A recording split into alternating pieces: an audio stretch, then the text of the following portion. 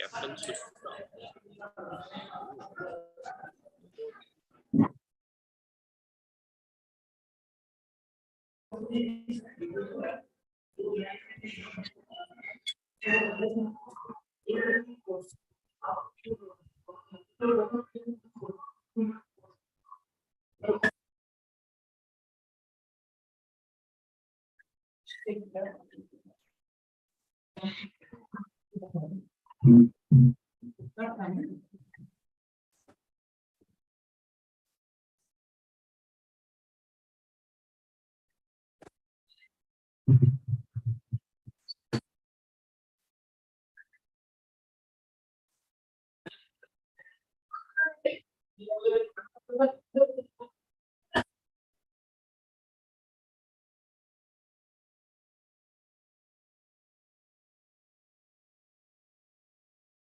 Good afternoon, everyone. Just to update you that we are ready to begin, but we are waiting for the Director General of Shipping to join.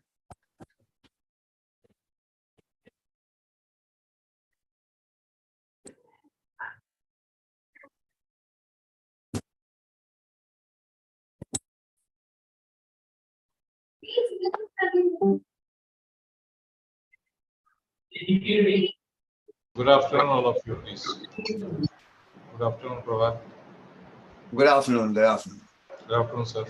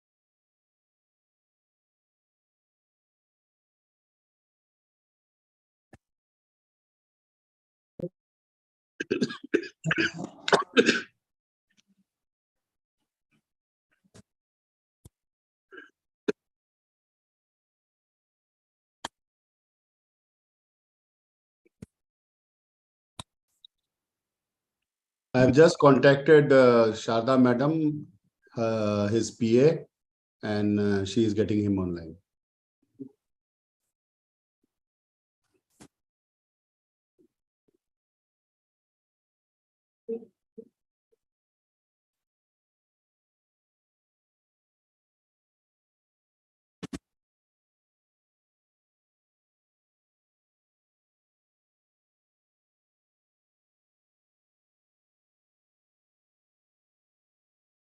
मेरे नहीं है आगे आ गया laptop पे नहीं मेरे को नहीं नहीं समझ में ये मेरे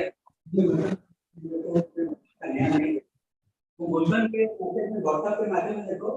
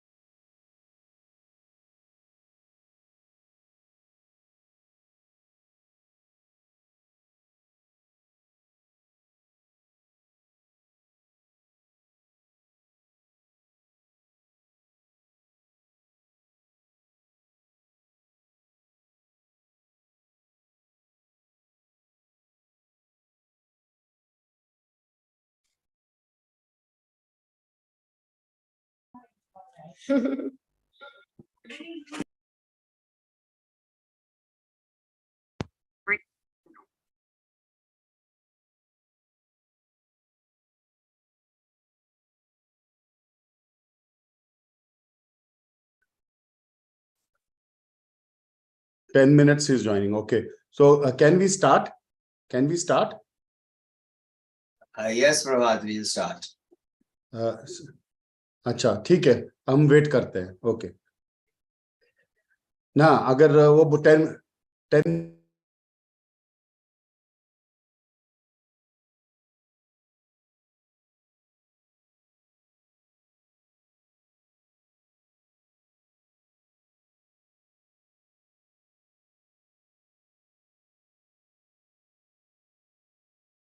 Okay, Kamal, he just said that another 10 minutes he will join.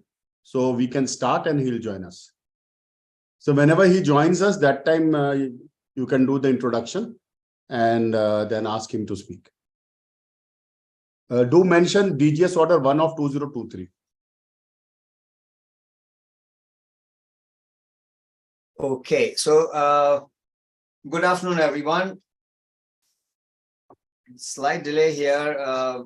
My apologies. We were waiting for the Director General to join, but something very important has come up and there might be a slight delay in him joining us. But in the meantime, we will begin. And let me start by, Prabhat, just give me a thumbs up. You're hearing me fine? Okay, great. So let's begin with recent quote by Melinda Gates, who is an American philanthropist in her own right. And she said, a woman with a voice is by definition a strong woman, but the search to find that voice can be remarkably difficult.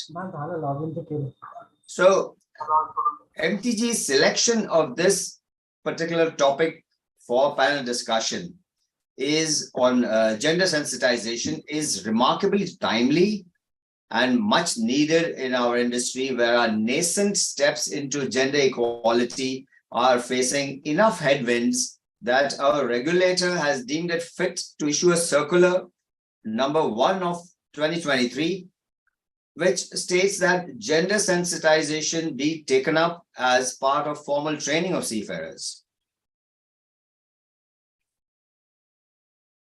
Respected Director General of Shipping, Shri Amitabh Kumar, IRS, the President of the Maritime Trainers Guild, Captain Prabhat Nigam, who is Vice President, Maritime and Principal of Chitkara University School of Maritime Studies, Captain Shiv Halbe, CEO of MASA, MTG office bearers and mentors, the speakers for today, the panelists, and dear ladies and gentlemen.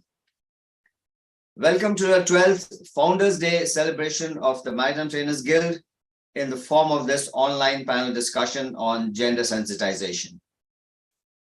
Mics are being kept off, but you may use the chat facility to express yourselves and also post your questions. Questions will be selected by our monitoring members and put to the panelists after the discussion is complete. Please allow me to now briefly introduce the Maritime Trainers Guild in the form of a PPT. So kindly allow me to get my PPT going.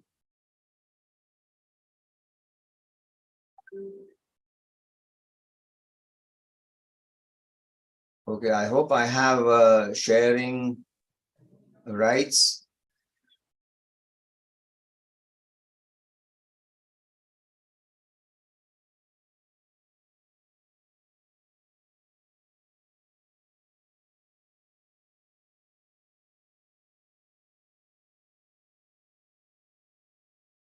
Okay, can everyone see the screen? See my screen rather? Yes, sir. Thank you. So let me quickly run down this brief intro and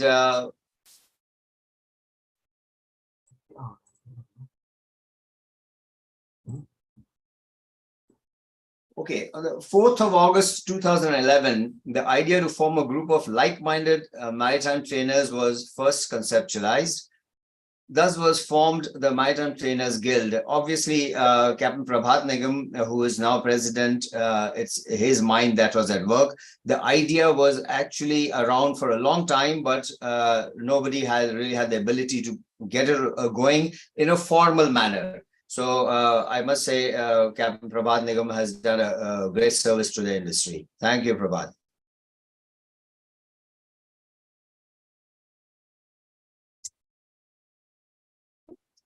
MTG's motto is that there is but one wealth which grows by sharing, and that is knowledge.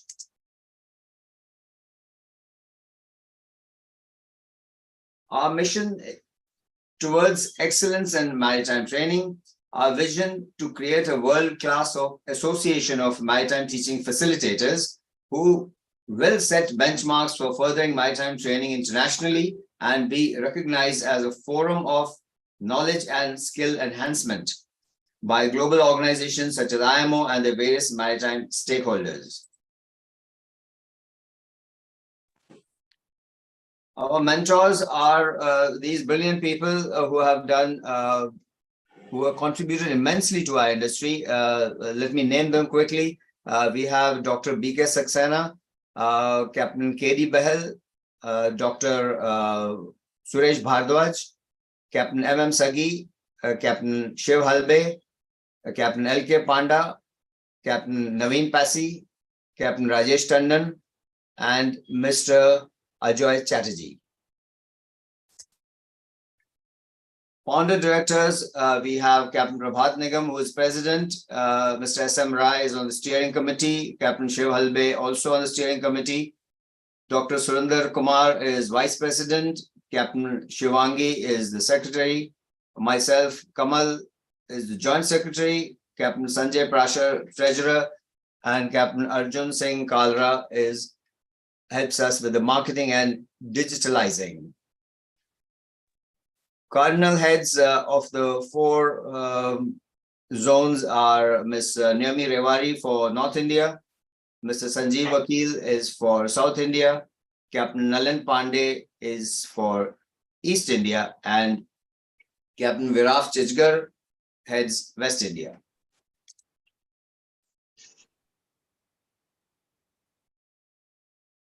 We have huge corporate support, and the corporate members who have been very, very generous with us, I would say, is definitely Amateur University right on top there. ARI, Charkin. Charkin is is a Nigerian company. There's Chitkara University, there's Fleet Management, FOSMA Maritime Institute and Research Organization, the Great Eastern Shipping Company, HIMT, IMI of Greater Noida, Carco, Manet, MASA, MUI, and Pentagon Maritime Training and Research Institute.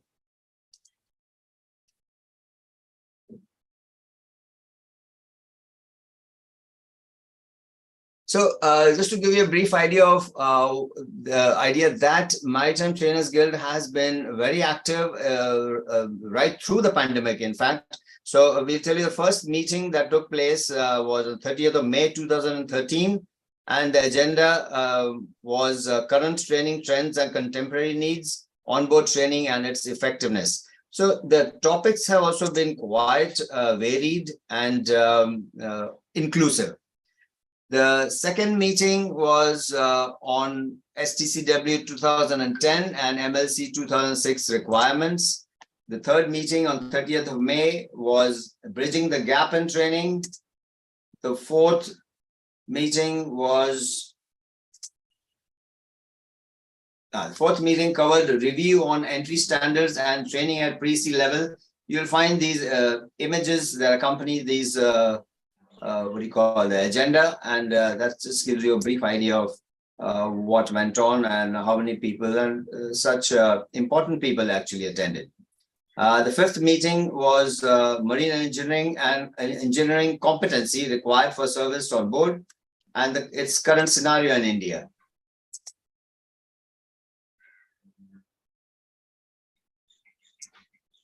The sixth meeting was held on the 30th of July 2015 on critical analysis of today's training techniques being used in maritime education and sharing of experiences.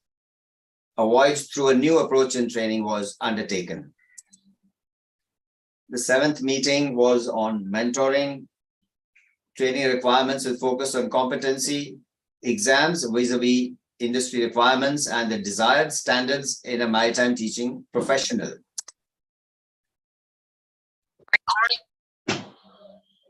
The eighth meeting was held. This was a way larger event, actually, more than a mere meeting. So this was held at the Courtyard Marriott, and we had an interactive seminar on examination system and the way forward.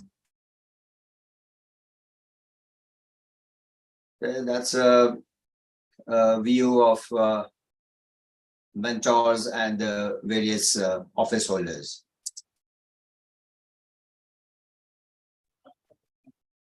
That's another picture there of the hall.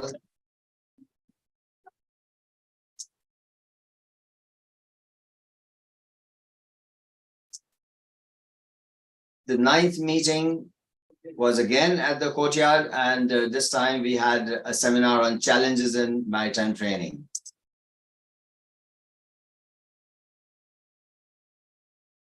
There we can see the Director General, Shri Amitabh Kumar, lighting the lamp. We also see Mr. Deepak Shetty over there. Just to add on, this was a formal launch meeting on 23rd of March 2019. The anniversary is being celebrated today. Thank you there. Thank you. Yes, the 10th meeting was held in New Delhi at the India Habitat Center. This time we decided to move out of Mumbai. So we had an interactive seminar on digitalizing the maritime training.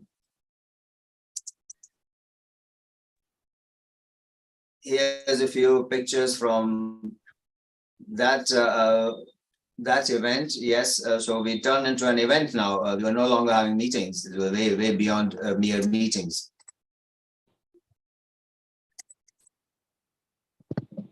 Kamal, just to add on, the Director General of Shipping, Shri Amitabh Kumar, has joined in. Excellent. Thank you, Prabhat. So I will continue without pause now. So we had two very important online meetings, and this was more in the form of training, really. On the 6th and 7th of June, we had training for the e-trainer, and the course was named the TET. Then we had the TEL, which is training the e-learner. This is when online meetings were becoming the norm. So we felt there was definitely need for people to be trained. We are all new to these online meetings and online proceedings. But I can assure you that I remember that it was very well attended. It was, I think, a good number, more than 500 people attending both these meetings. Am I right, Prabhat? Yeah, that is correct. We were overflowing, and also it was a record meeting when we did in Courtyard Marriott, where the seating capacity was 300 and 350 people were there in the hall. I see. Thank you. So we had then the MTG Launch Day Memorial Lecture, which was the topics included understanding NEP 2020 to sink into maritime education and training. And this was notably delivered by Dr. Archana Mantri and Dr. Niyati Chitkara. Both are related to the Chitkara University in Punjab. And we had the Blue Economy by Captain Gajanan Karanjikar of IMPA fame.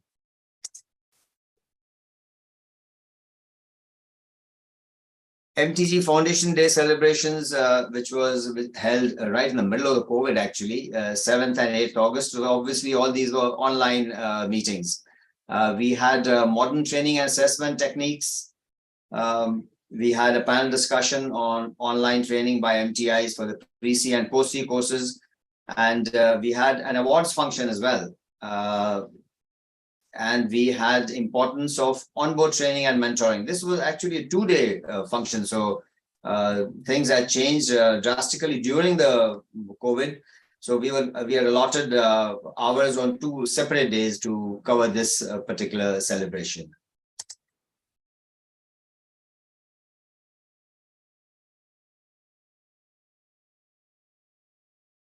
Then 23rd February 2022, we had the launch day anniversary that's exactly 1 year back now, when we had a panel discussion on online training and assessment and introspection. Keynote speakers were Captain Ashok Mahapatra and Dr. B.K. Saxena.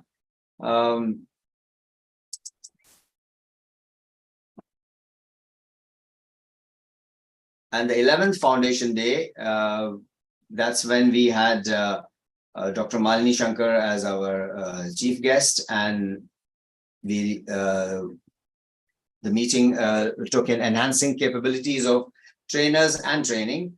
Yes, this was the last one, and then it is now this year is today's meeting that has again is an online affair, but thank you so much for being with us, everyone, and allowing me to do this introduction.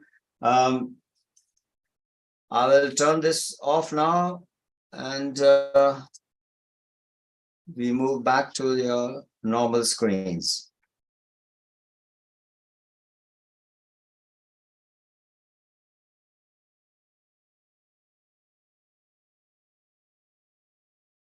One second, please.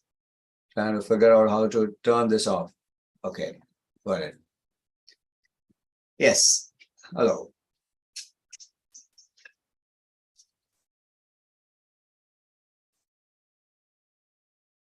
Prabhat, can I reconfirm with you that Director General is with? Yes, I see him. Yes, I see him there. Sir, good evening. Kamal Chadda here, Secretary of MTG. Good evening. Good evening, sir. I will now, sir, give a brief intro of yourself. I'm sure nobody needs to really, I think everyone knows you so well. There's no need to have a very long one, but I have taken the liberty to cut it down to size, if you like, where we save some time. So thank you so much, sir. I'll introduce you. Shri Amitabh Kumar, IRS, is Director General of Shipping and Shipping Regulator of India, and India's representative at the International Maritime Organization. His work in public policy, legislation, BPR, e-governance, maritime training and education, and multimodal transportation is well recognized. He also has vast experience as Principal Commissioner of Income Tax. Shri Amitabh Kumar will now deliver his keynote address.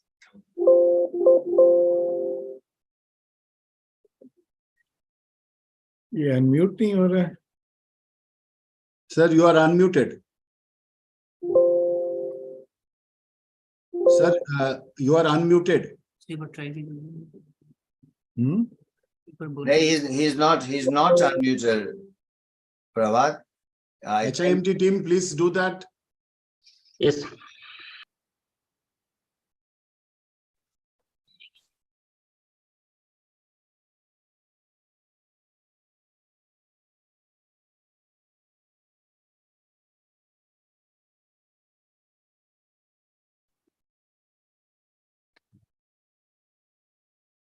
HIMT team, please unmute the Director General of Shipping. Already given directives, sir.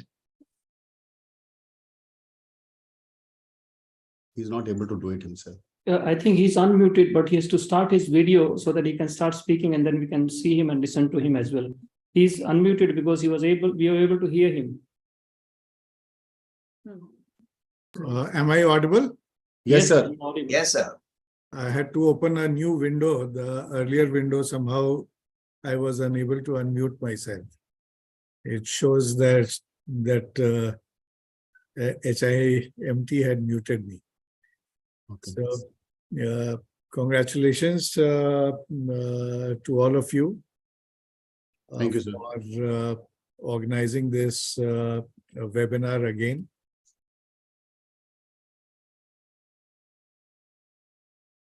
It's been quite some time. I think last I met you all was about 2 years back. Yes. And since then, I see that as an organization, you have grown, you have added a lot of members, discussed a lot more subjects, increased, the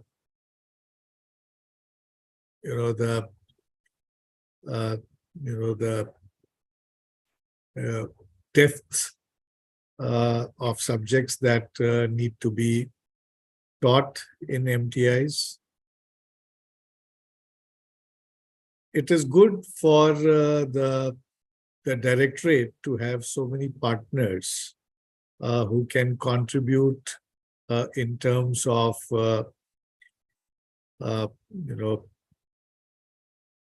knowledge, in terms of new thought processes, in terms of field experiences, for devising policies, training policies as such. It's been my privilege to be with all of you. You know that this perhaps is the last week that I am here in the office. Anything wrong? HIMT, please mute others. Muted, sir. Muted, sir. This is coming, sir. All others are muted, sir. Go ahead, sir. It will be my last week here in this office. After that, I shift to my parent department. So I would not add anything new. I'll just wish all of you the very best. And I hope that this collaborative effort that you are doing flourishes further and helps the directorate in its effort to frame policies for training of seafarers. The issue that you have chosen this time is extremely relevant, relevant for the time at present and relevant for the future of Indian shipping. And I think this is the best time to debate, deliberate on this issue and refine the work that has just been started. No one can claim that they have got all the expertise and experience in dealing with the subject that we have just started to deliberate. But there was to be a start somewhere, sometime. I'm happy that the start has happened during my tenure, but I am certain that a lot more deliberation is required in this respect. And the forums like this is the ideal forum to make further suggestions to the directorate and to the industry as such as to how we tackle this important subject. Thank you again. I will not take too much time, and I'll put myself in listen mode now, and hopefully we will have a very fruitful discussion. Thank you. Thank you so much, sir. It's always a pleasure. Thank you so much, sir. can you please switch on your camera for a minute so that we can have a group picture? My camera is open, but my somehow video is not working. Okay, okay. So later, maybe through another system, maybe we can do that. Okay, Kamal, please go ahead. Thank you. Thank you very much, Amitabh, sir. It's always a pleasure having you with us, and it's always so enlightening to hear your views. I think your mastery of maritime over the last almost 8 years that you've been with shipping is really remarkable. Thank you so much. We go ahead with the program for today. Our next and only speaker, in fact, is none other than Mrs. Sanjay Sahi Gupta. She is Director of Sitara Shipping Limited and an advocate for diversity in the maritime industry.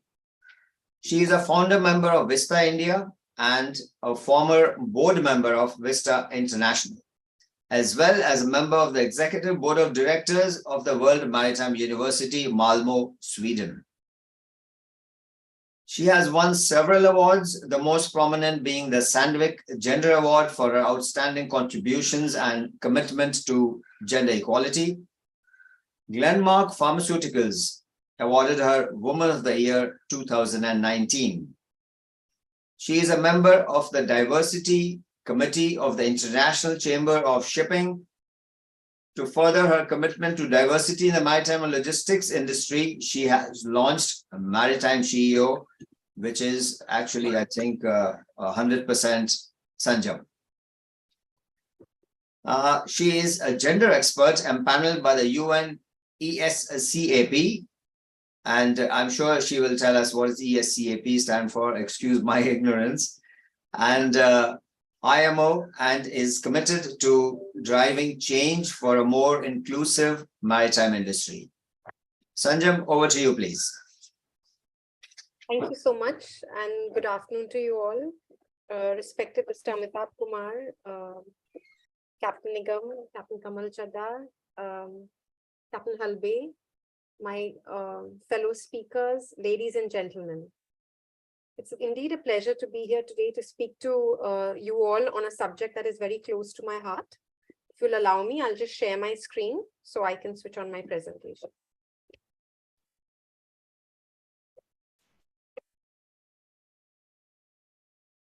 All right, I hope you can see my screen. Yes, very well, Sanjam. Thank you so much. So we all know that there's no other profession probably referred to as a man's job such as seafaring. Traditional mindsets and patriarchal norms are the biggest hurdles to accepting women on board.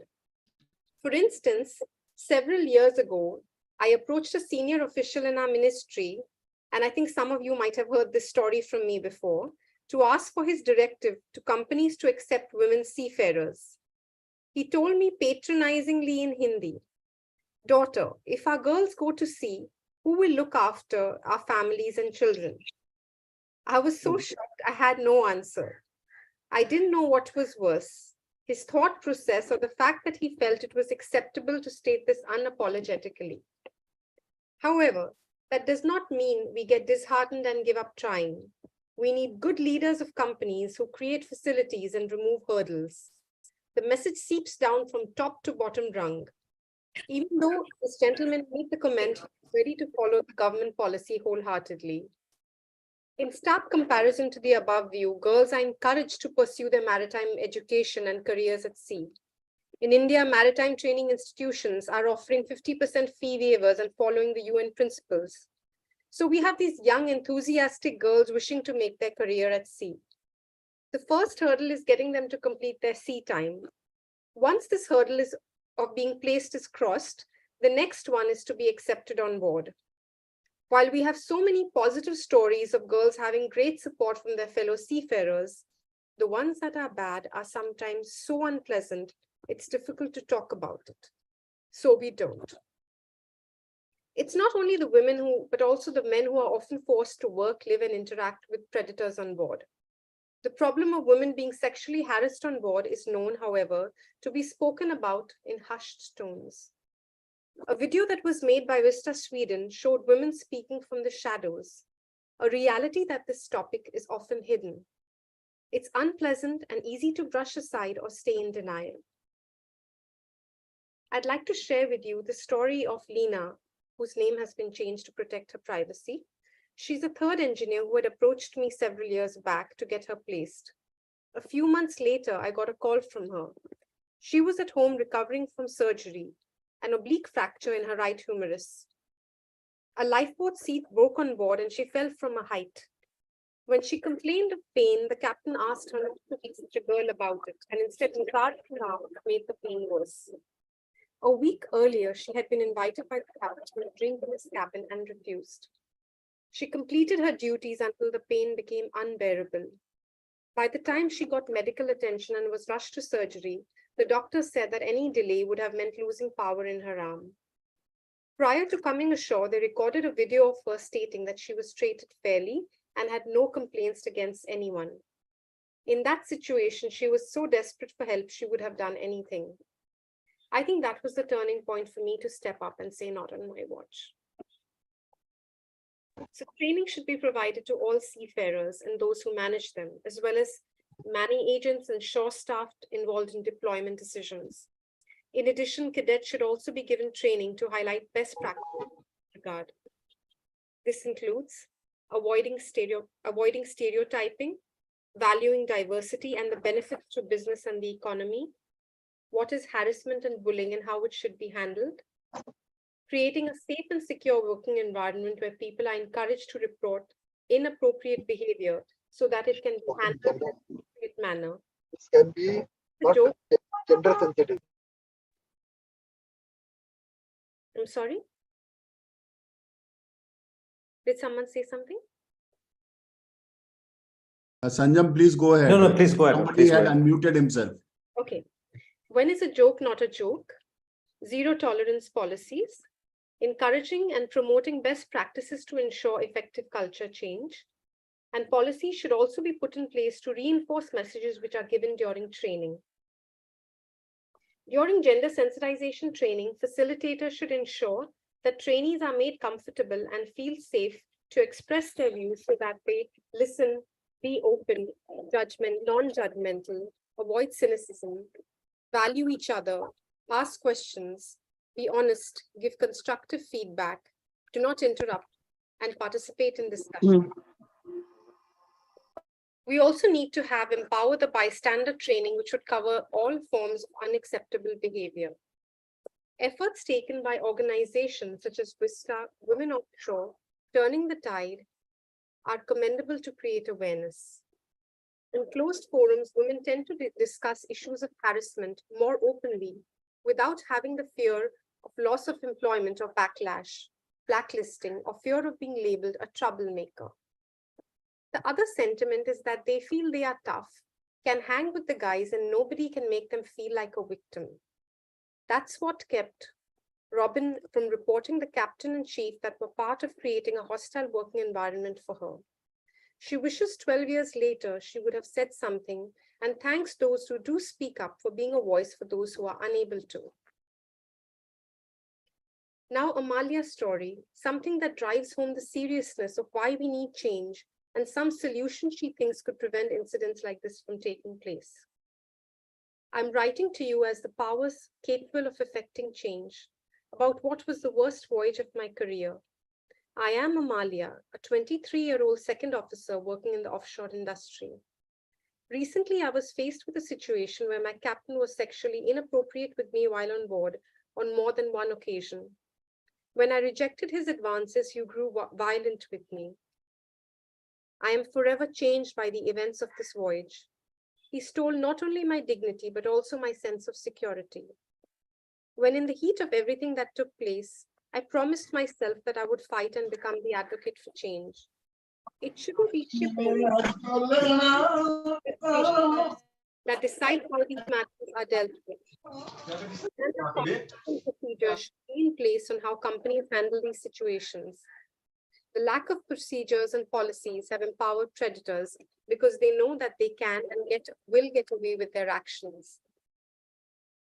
I have been thinking about what should be done, and here are some of the suggestions I have come up with. Overall, there needs to be a change of culture within the industry. The solution to these problems should not be that companies no longer want to hire females. Women should not have to fear being victimized for standing up for themselves and stepping forward in these situations. They should not have to worry about losing jobs for being whistleblowers. And most importantly, they should not have to worry about the weight of what they have said being diminished or dismissed because of the rank of the person being accused. The industry stands proud with me, but I sit on board vessels and face situations like this. The conversation is not enough. Although the issues are known, we are still on a journey of self-awareness. Yes, gender issues, bullying, sexual assault, and sexual harassment are part of the discussion. Building on the momentum of the last few years, including the International Maritime Organization's focus on empowering women in 2019, and the revelations for Midshipman X case, the Center for Ocean Policy and Economics has established a working group for psychological safety. I believe Dr. Deepti and I both are in this group.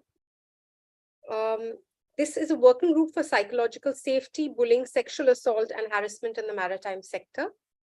The working group includes maritime experts, academic institutions, IMO delegations, and maritime groups, corporate entities, and charitable organizations from across the world. The aim is to create psychologically safe workplace cultures. In February 2022, in the in 2023, in the 7th meeting of the IMO subcommittee on human element training and watchkeeping, Dominica submitted a paper, an input paper proposing a revision of the IMO model course 1.21 on personal safety and social responsibility. The initial response was disappointing, but the importance of the matter, psychological safety, sexual assault, and sexual harassment led to the meeting to forward the matter to the Maritime Safety Committee. To cut a long story short, there's now a flurry of input papers to the 9th meeting of the IMO subcommittee on human element training and watchkeeping in February this year on changes to STCW and personal safety and social responsibility model course. While the efforts at IMO are beginning to get traction, we are glad that the focus is on addressing sexual assault and sexual harassment. Making our vision a reality. To make our vision a reality, we need to be vigilant and measure the impact of mitigation measures. To put it in corporate terms, we need to identify safety KPIs. For example, we will know we are on the right track when incidents of sexual assault and harassment are reported and ultimately reduced. We will know we are on the right track when incidents of violence in any form is no longer accepted. A safe working environment is not much to ask for. Simply put, if we feel safe, we work better. This sets the background for today's seminar on gender sensitization. But before I end, I would like you all to pause for reflection. If you were put on trial for your commitment to diversity, would there be enough evidence to convict you? Thank you so much. Thank you for the time. Thank you so much, Sanjam. So nice to hear you talk very candidly, and your views are definitely being recorded here. And we will see what we can do to take these forward. Thanks so much for your time, and thanks for being with us. Please stay on. There's lots of interesting stuff coming up. I'd like to invite Captain Shiv Halve, please. Captain Halve, brief intro for yourself, of yourself. Mumbai-based Captain Shiv Halve currently serves as CEO of India's apex and oldest maritime association of shipping companies, the Maritime Association of Ship Owners, Ship Managers and Agents, very commonly known as MASA. Shiv, it's over to you. Thank you. Thank you, Kamal. Thank you very much. We have heard our DG Shipping, Sri Amitabh Kumar, and then we heard Sanjam. Both of them ardent supporters and believers in the power of gender diversity. Those of us who are from Maharashtra must have seen this slogan on the state transport buses, Mulgi Shikli Pragati Zali. Roughly translated, it means progress happens when girls are educated. The United Nations in 2015 General Assembly adopted the 2030 Agenda for Sustainable Development, which has 17 Sustainable Development Goals. The agenda emphasizes on a holistic approach for achieving sustainable development for all. There are two agenda points that stand out with respect to today's discussion. Goal 5 is about gender equality, and some of the targets that are set are end all forms of discrimination against women and girls everywhere, and ensure women's full and effective participation and equal opportunities for leadership at all levels of decision making in political, economic, and public life. Then there is Goal 4, which talks about quality education. What are some of the targets? By 2030, ensure equal access for all women and men to affordable and quality technical, vocational, and tertiary education, including university. Following this, or not following actually, before this is STCW 2010 Amendments. Resolution 14 addresses the issue of promotion of participation of women in maritime industry. The articles in ILO, I think it's number 3 and 4, talk about development and promotion of women and equality. We have moved on and embraced gender equality agenda with a gusto. But we have also had this in some fits and starts earlier. Those who are history buffs, it is quite well documented that during the Mughal Empire, Noor Jahan, Mumtaz Mahal, and Gulbadan, who is the aunt of Emperor Akbar, were ship owners and traded their ships from Surat and became immensely wealthy and successful businesswomen.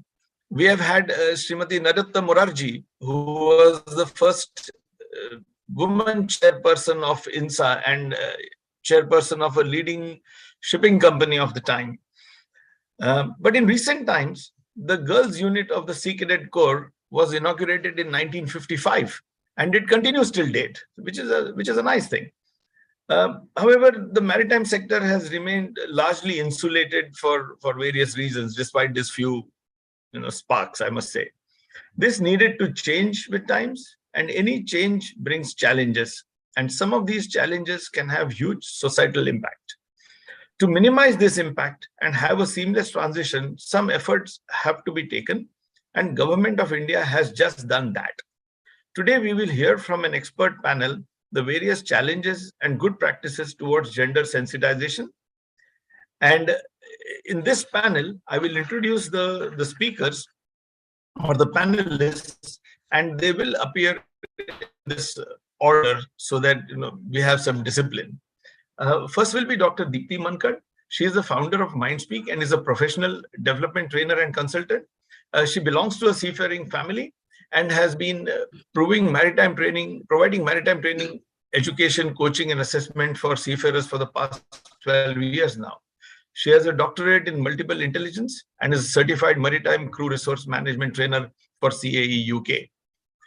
Then we have Ms. Anuradha Singh, who is an industrial psychologist with more than 18 years of experience in behavioral training of diverse workforce from IT, education, maritime sector, and the police force, imparting post-sea training for the last 10 years as HR faculty at ARI.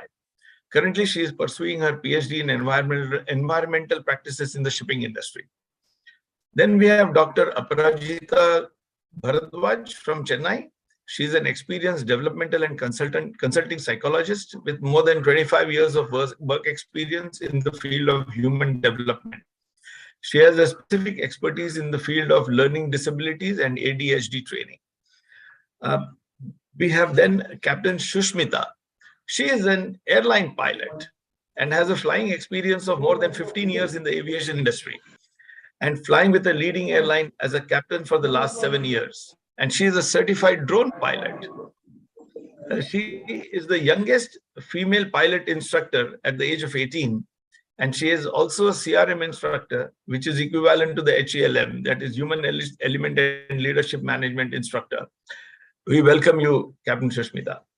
And we have our own very own Captain V.S. Karthik, a master mariner with more than 30 years of seagoing experience, out of which 15 years has been in command on various tankers, oboes, bulk carriers.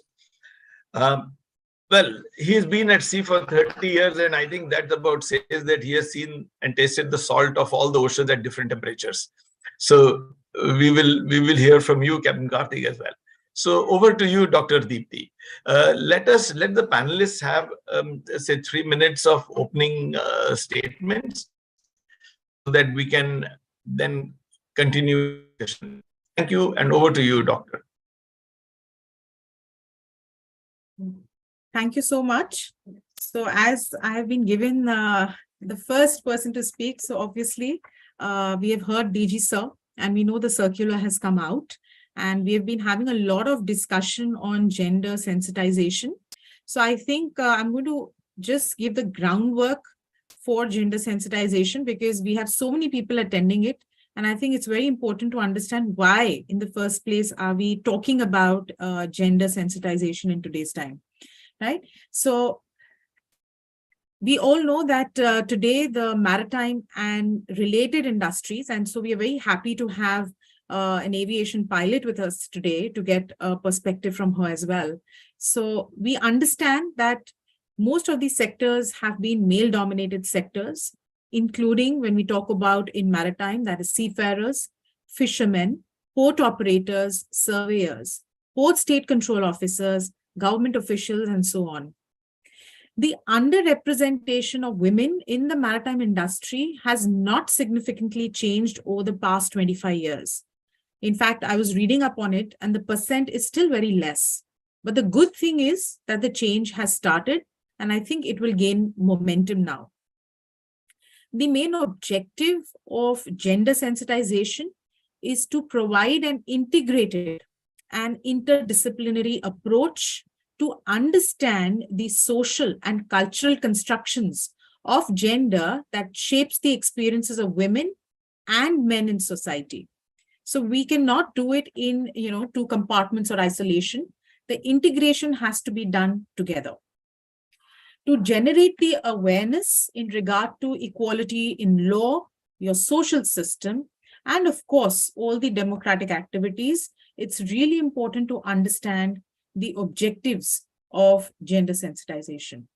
So definitely it has to start with training. So first is to give special consideration in securing equal access by men and women in all sectors of the maritime industry.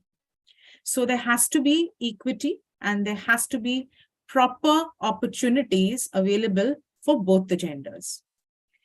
Then, of course, to highlight the role of women in seafaring profession and to promote their greater participation in maritime training at all levels in the maritime industry.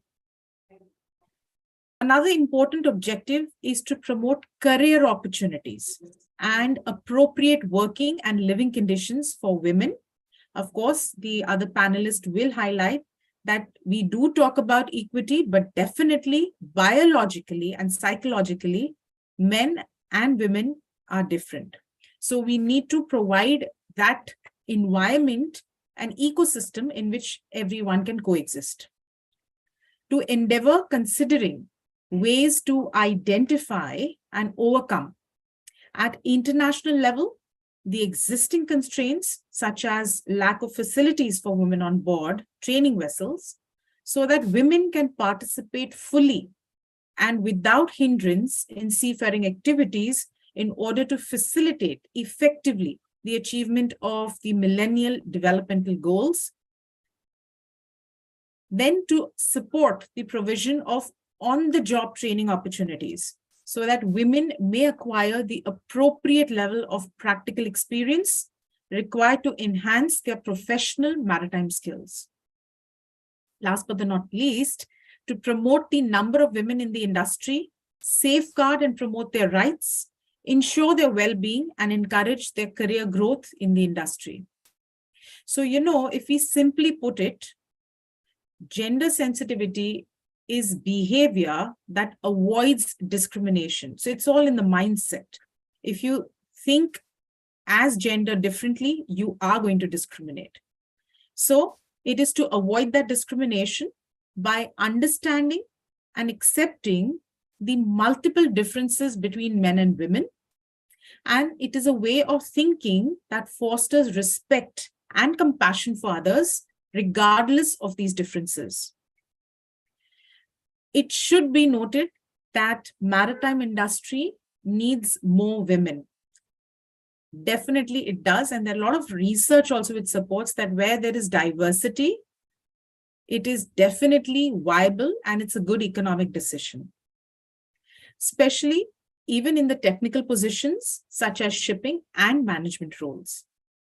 In this end, the governments will have to take measures in training, and I'm so glad that it has now come into action and we are now at the first stepping stone towards progress. So definitely it has to take measures in training, capacity building and promotion of women in maritime sector, including the shipping field, supported by regional as well as international organizations. So it's very important to understand that these objectives are not only in keeping mind women in the industry, but also trying to reach a point, a level ground for both men and women in order to get equal opportunities in this maritime field. So I would not pull it further, but definitely we'll have questions and I will love to hear the other panelists also. Thank you. Thank you, Dr. Deepti. Over to you, Anuradha Singh. Thank you, sir. Very good evening to all the attendees. First of all, let me just thank Captain Prabhat Nigam and Ma'am Naomi Ribari for providing me this platform to discuss such an important issue of gender sensitivity.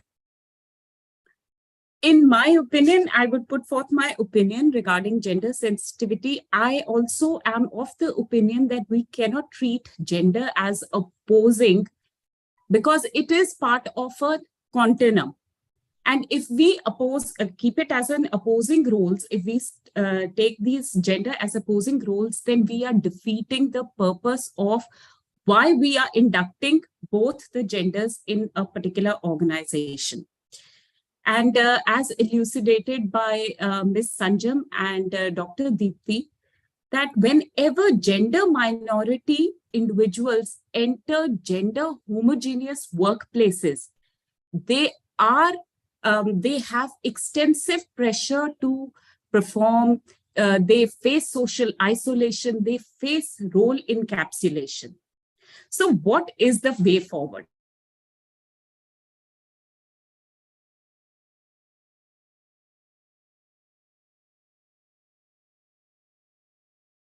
How can we bridge this gap so that the sailing, giving you a few, hello, am I audible? I just got disconnected, I guess. So my viewpoint is definitely we need gender diversity. We do need gender diversity, which will take care of underrepresentation criteria. Also, like Dr. Deepti said, that access to opportunities for benefits, resources, decision-making has to be equally shared. Now, moving forward, we need to have equality and gender neutrality in any organization if we want that the performance is optimized, not only at the team level, but at the organizational level. So the ultimate aim is that we have to optimize the performance and we have to draw out the best from all the genders who are working together. How can we do that? We should have daily conversations, open daily conversations regarding the issues and needs of all the genders. There has to be, like Ms. Sanjam Shahi stated, that there has to be psychological safety. What exactly is psychological safety? It is the psychological safety is when people speak their mind, when they state their opinion, whether it is negative or not, and they do not fear any backlash, whether it is related to gender, race, nationality, it should not be there. That fear factor should not be there. Also, I would state that the performance should be based on experience and knowledge. The performance, the value which is added as a team member should be based on experience and knowledge rather than on gender, race, nationality. Now, how can we do all this? All this can be done through gender mainstreaming. Now, since this GST training is for 6 hours and post-C 6 hours and 12 hours for cadets, so we have to ask ourselves a question, is it enough? If it is not enough, what can we do?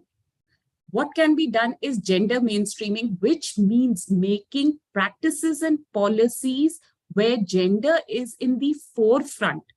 For example, I'll give you a small example, supportive infrastructure, like having PPE kits for women, having women hygiene products as a part of medical facilities, that being on board, that should be provided.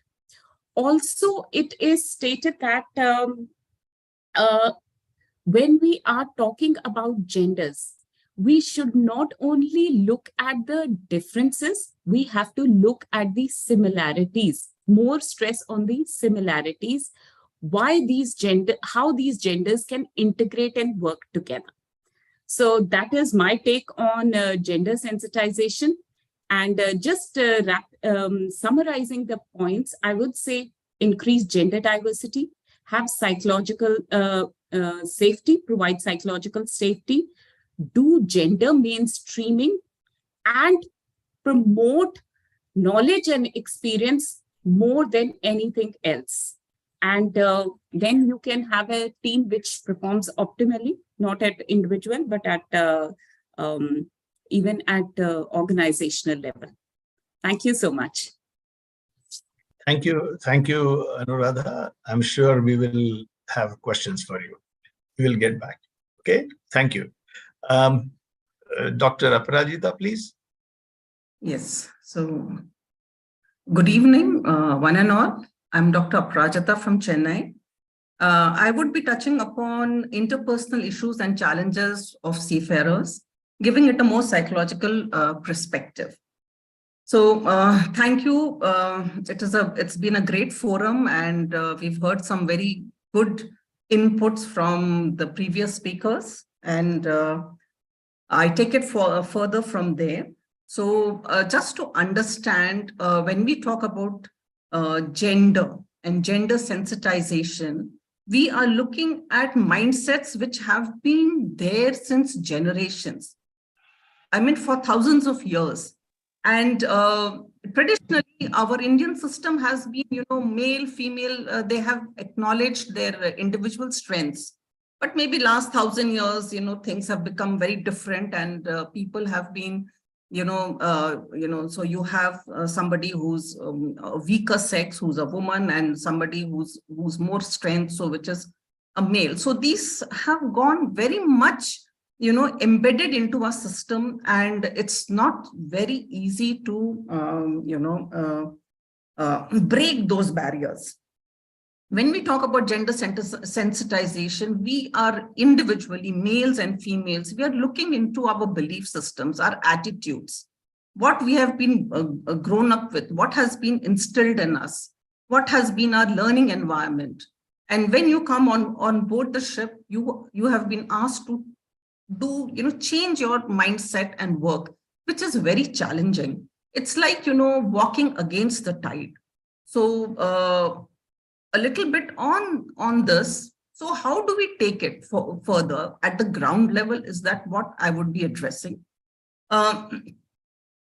One thing is, when we talk about gender sensitization for the seafarer, the 3 areas we need to target. One is the training, one is the workplace, which is the ship, and one is the office support, the organization. Everybody should be on the same page, only then we can take it further. So training should happen for all of them simultaneously. That is what I feel. Now, at the institute, who sets the tone for gender sensitization? it is the trainers, the professors, the instructors. We need to train them so that they are also able to, convey that male-female neutrality is there even when you are training the people. We have to look at what are their mindsets and how we can help them, look at what is gender neutrality or gender sensitization. The other thing is, the challenge for trainers could be, you have training institutes in metros. You also have training institute in remote areas. What are the mindsets of people who are training in those remote areas? How do you reach out to them? How do you ensure that, the students who are coming out from there are coming with the view of handling both the genders equally on the ship? Secondly, women cadets or women who are coming out, the female who are coming out from there, physical fitness, preparing them for the ship, strength training, physical fitness, these things need to be given a little more, importance so that they are confident when they go on the ship that, yes, we can handle these things. So the anxiety factor is very high in these students. For anyone who's joining the ship for the first time, it is more so in a female student because she knows she's one amongst the many, and anxiety factor is very high for them. So if you are preparing them from all sides, looking at, women have got special needs and they need to be trained for that, when they go on board the ship. Their confidence level is high. They are able to convey, and they should be able to convey to the master or the chief engineer who's on board that I can handle things. So that confidence should emanate from the student. So that is something which will really help even the master and the chief engineer and others on board. Yes, there is a comfort level is there. She knows and she can do it. So that is one aspect. The other thing is orient them towards, what kind of a atmosphere you will get. What are the challenges? There is a lot of has been spoken about how they would be harassed. But how do you transcend mindsets? How you understand ambivalence towards them? Okay, they are coming first time. So even these women students should be given a larger worldview that you are going in there, you must accept you would be facing these kind of issues. You should know how to handle them. This is with respect to work, your ability, your capability. So that is something we could do at the training level. A more proactive step would be, to give them more assertiveness training, where even both for male and female, that how do you these challenges, how do you handle them confidently? Coming on the side of when you are sailing, what does a seafarer, and especially when I talk about a seafarer, I'm looking at the male seafarer, how he adapts to female on board. That depends upon what is his interpersonal skills and sensitivity or social sensitivity. A sailor who has good interpersonal skill, he will be able to handle this change, this shift with fair amount of success. There are others, most of them who have been sailing may not have those skills and the sensitivity. They need additional support. They need more hand-holding. There are few who may not just accept female seafarers on board. So these are the challenges which they would, be facing. Something like, when you're working in the confined space, they have no exposure to a female working on the ship. They may have interacted with women working ashore, but when you're working on the ship, it's a very different experience. So anxiety level is high, comfort is not there when they're working. He has to mind his manners, he has to mind his speech. So discomfort is more for such a person. The doubts which come into his mind is, how do I show, what is gender diversity, discrimination, and what is harassment? Do I, address male and female cadets similarly, or do I address a female cadet, differently and a male cadet differently? How would my, behavior be viewed or judged? So that is some of the things which they would face. The other issues could be giving responsibility to the female seafarers, not allowing her to go alone in the bilges. It is not safe for the women. Some chief engineers are very, very clear on this, that we will not allow that to happen. So they need, how do you overcome that? Those issues, have to be addressed. Then, to what degree I can be free with the female seafarers? What are the boundary issues? Do I know what are workplace boundaries? What are formal boundaries? So addressing workplace etiquettes. How do you create a trust and support on the ship? It's, so they want to know what is it that I can do to create trust and support. See, they only know two situations, seafarers. They are either working or they have their home. So they are oscillating between these two environments. So when you talk about trust and support, this first thing they will think is, okay, so it should be like home should do. Is it that what you're expecting?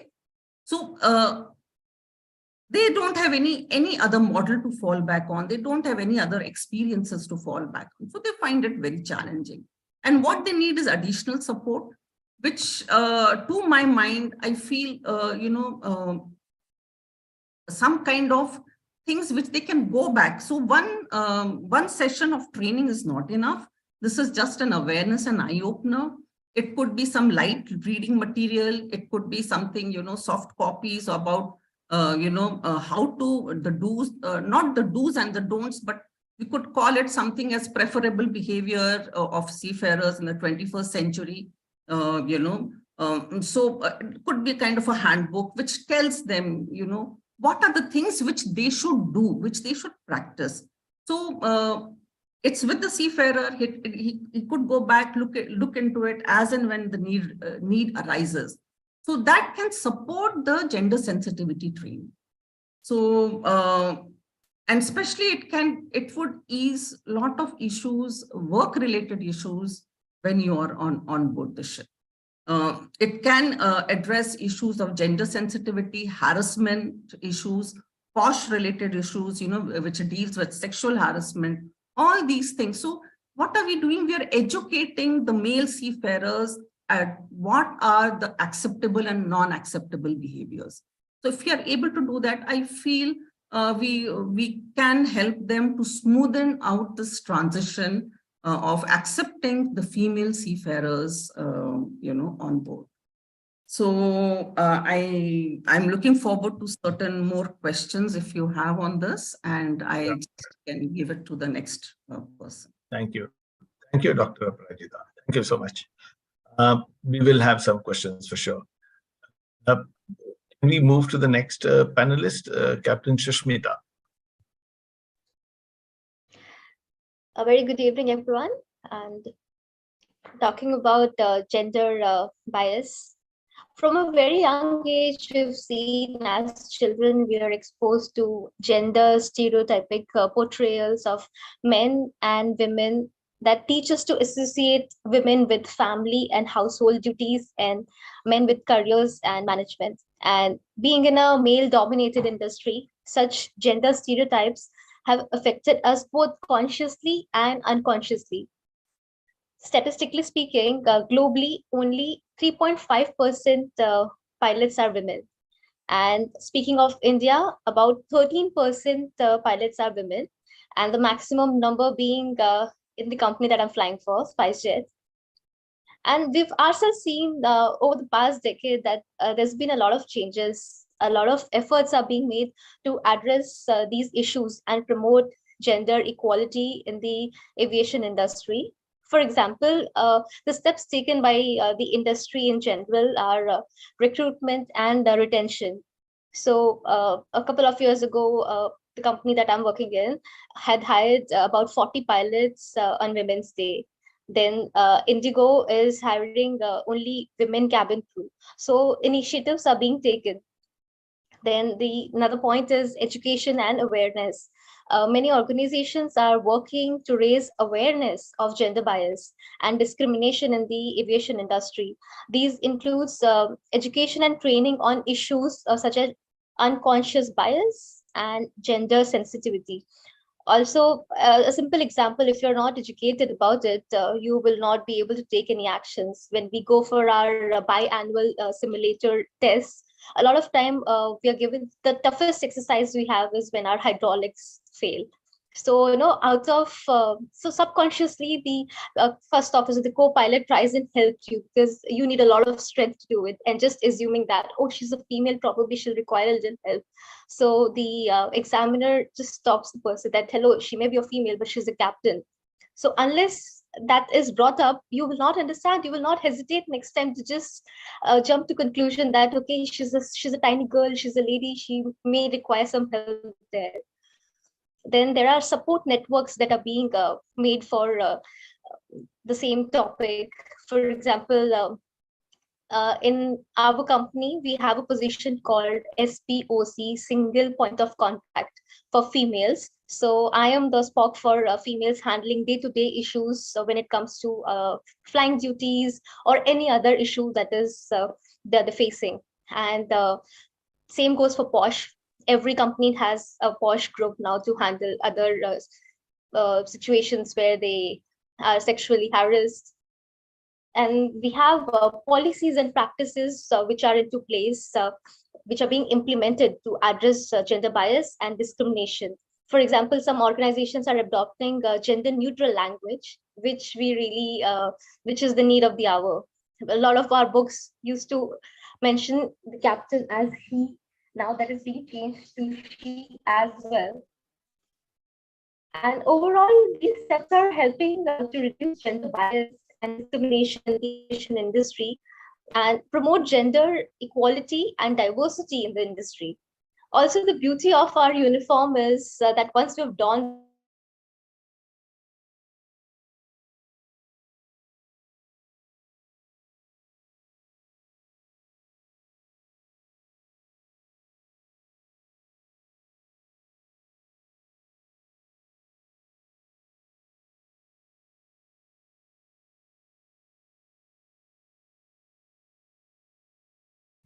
I think we lost her.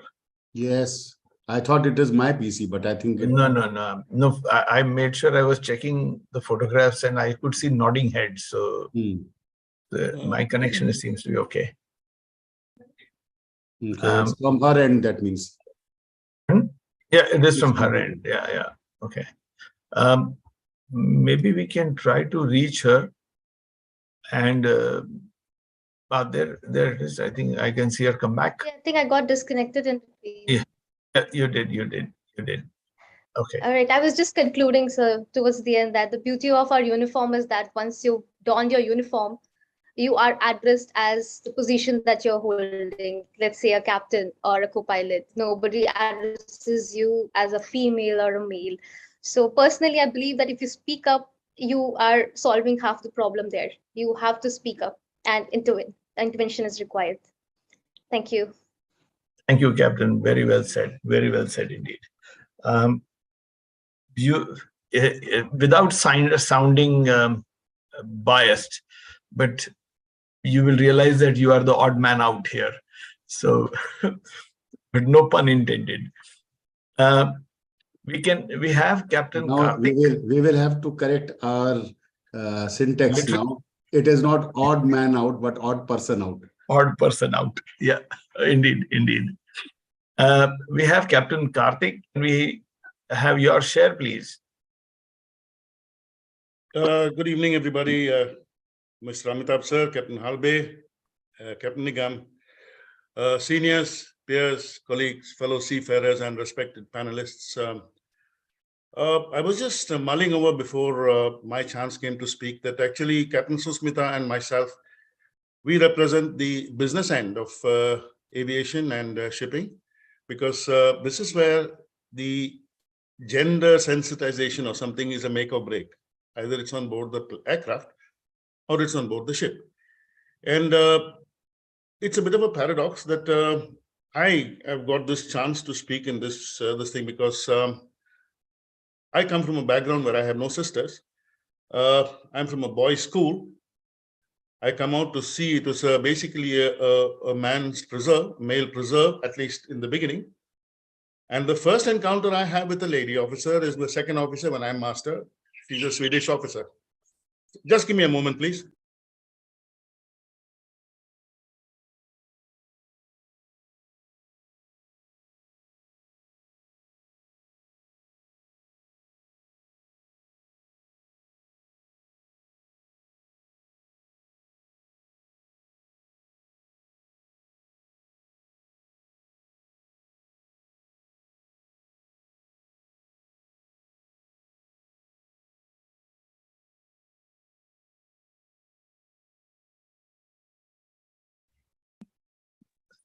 Something happened. Did he?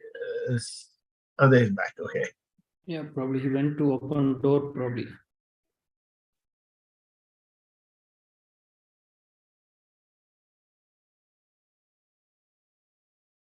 Can you hear me now? Yes, Karthik. Yes, please go ahead. Yeah, the meeting this second officer, Swedish second officer as master on board the ship for the first time was the first time that I had a lady officer in proximity, and I had never dealt with a lady other than my mother before. So the first instinct was, at least it came out right, was don't fraternize with her. There is no need for you to try to be her father figure or her brother or her friend or whatever. Let her do what she's doing. If she turns around and comes towards you for any help or doubt, that's the time you help. And it worked out very well because that mentality, I don't know if the European lady officers are tougher. I wouldn't believe that now, but that was my first interaction. Then there have been progressively lady officers on board ships, and then charterers, CEOs of very big chartering companies.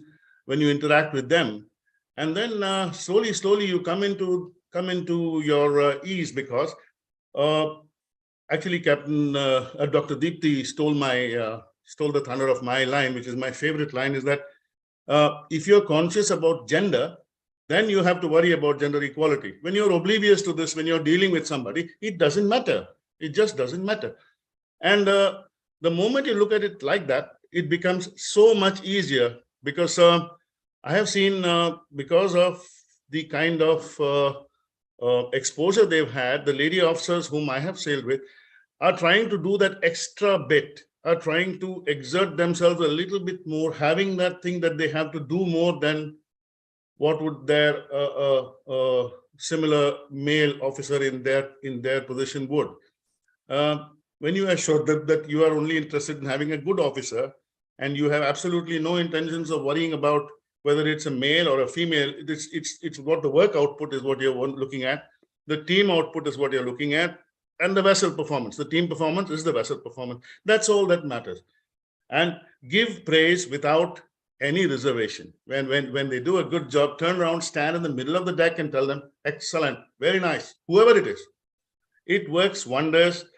Team building on board a ship is the biggest exercise. And the moment there are lady officers or lady seafarers on board, it becomes a little bit more tougher to sensitize the male, especially the male staff on board, that there are certain, you don't have to give in to them too much. That is not what they're expecting. Nobody wants pity, nobody wants compassion, nobody wants nothing, but they want a level playing field.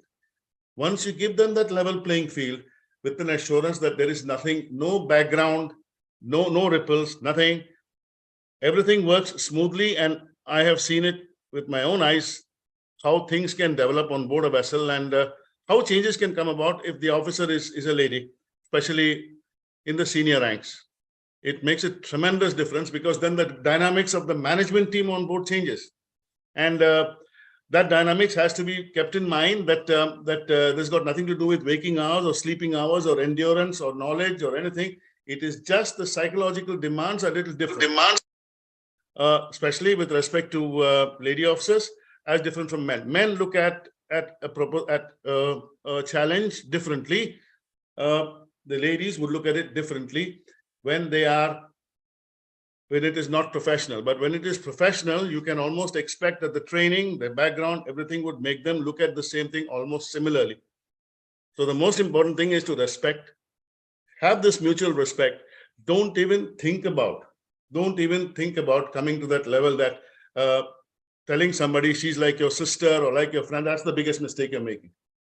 Just tell him she's a little different. She's doing it her way. When she needs your help, help.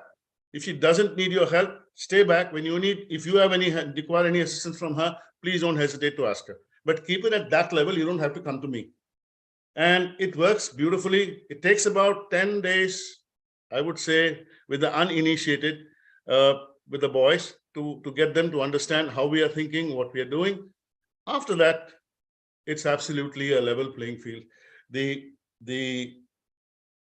joke is sometimes you find that when the lady officer is really had it only recently, when the lady officer is full of enthusiasm and when she is going forward with her job and everything like this, the rest of the boys are literally gaping, wondering. You cannot blame them. Their mindset is different. They've come from a different mindset. Dr. Bharadwaj mentioned two things, which the first she said is that what the people come, their background. Yes, you're taught that the women are inferior, the men are superior. Wrong, completely wrong. In the Kutumba Grahastha, it is said, women are more inclined to be more efficient in this. That is running of the house, managing of the resources, taking care of rearing of the children. They are more efficient. Men are more efficient in getting the resources. Nobody said women are inferior. Please, if we reread it, it is never mentioned women are inferior and men are superior. It is we who have given words to that, which is wrong, absolutely wrong. The second thing is, Dr. Bharadwaj mentioned there are two states. One is when you're on board and one is when you are ashore. There is a third state. The third state on board a ship where there is a female officer is when during your off time, you see, the ship is totally different. All of us are living in very close proximity. Everybody knows this. So that proximity should not lead to any familiarity, if you understand what I mean. No negative fallouts. This has to be monitored. This has to be taken care of by the seniors on board. And where does this gender sensitivity and the proper management of gender on board take place? It takes place from the top.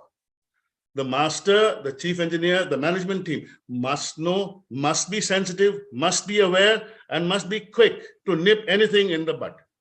The moment we are able to do this, let us welcome the lady officers, because time now is much more conducive to lady officers coming on board, because for the life of me, from the Dufferin and early Rajendra days, I cannot visualize seeing lady cadets doing holy stoning or sailing or rowing up to 2 to 3 kilometers.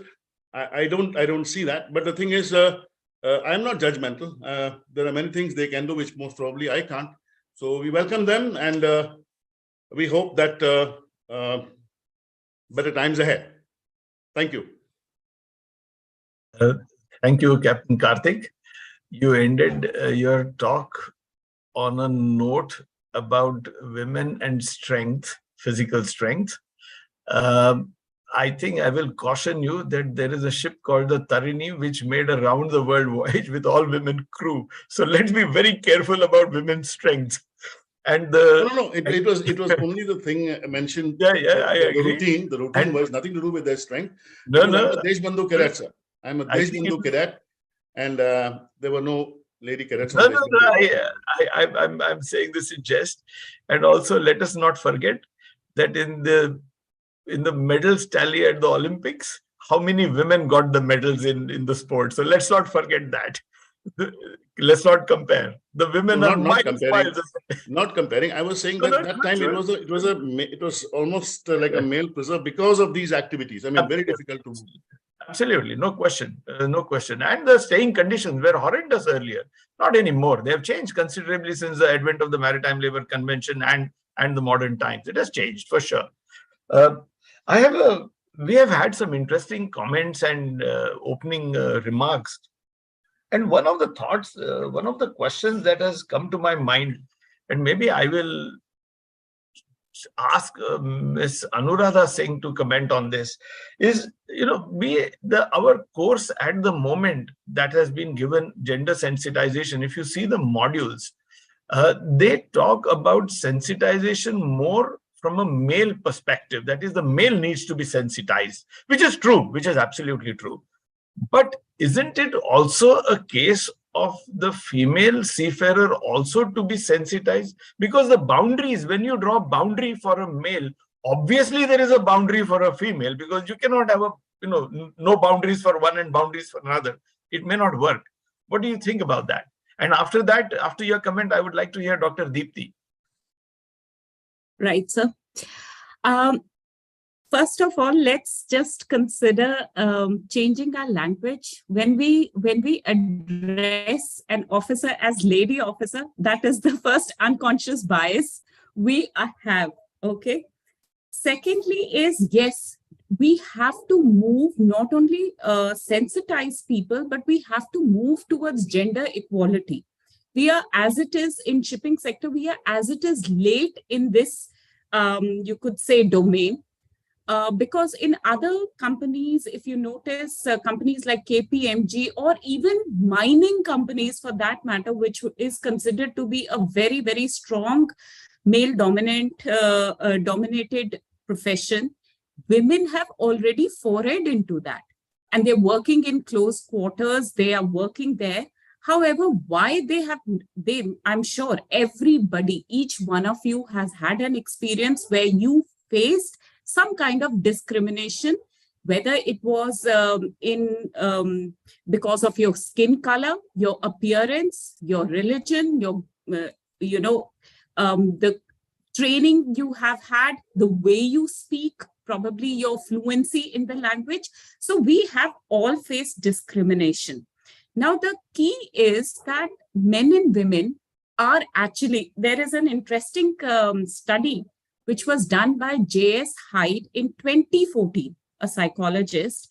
And Dr. Hyde proved that psychological variables amongst male and women, men and women, are absolutely negligible when it comes to mathematical performance, when it comes to leadership effectiveness, when it comes to verbal ability, when it comes to temperament, that is your aggression, relational aggression. When it comes to self-esteem, they are absolutely negligible.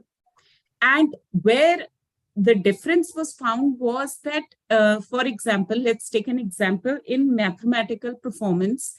One key area is where you can look at a 3D object and you can rotate that object and picture that object in your mind.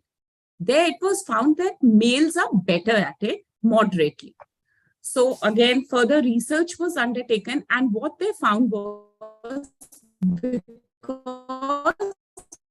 women have not been trained on it. Modeling on that. And when they started training, after a while, they found that the gap was absolutely reduced. So what it shows is that gender is a social construct. It has nothing to do with our psychology. And when it comes to physical strength, I am sure no man can lift a mooring rope all by himself or carry an oil drum all by himself. They require help. So we have to collaborate. We have to work as a team. And yes, a very good point was brought about, I think, by Sanjam ma'am, that we need during our PSSR course, we have to incorporate these things. So when I do my courses like safety course, leadership course, which I take for post-sea seafarers, I do address this issue of gender barrier, which we face. We cannot have these barriers and work and think that, okay, we are going to have a super productive, efficient team when you are just thinking about this person is a male she has these drawbacks and I'm a man, I have these drawbacks, I cannot cross a line. We should know, one, inclusive leadership has to be there. Number two, we have to treat a person as a person who has earned their buck, and not just because they are a woman or they are a man, they have reached there. And we are just talking about two genders here. Days are not far when we would be opening our arms for other genders as well, because that's what is happening everywhere else. So.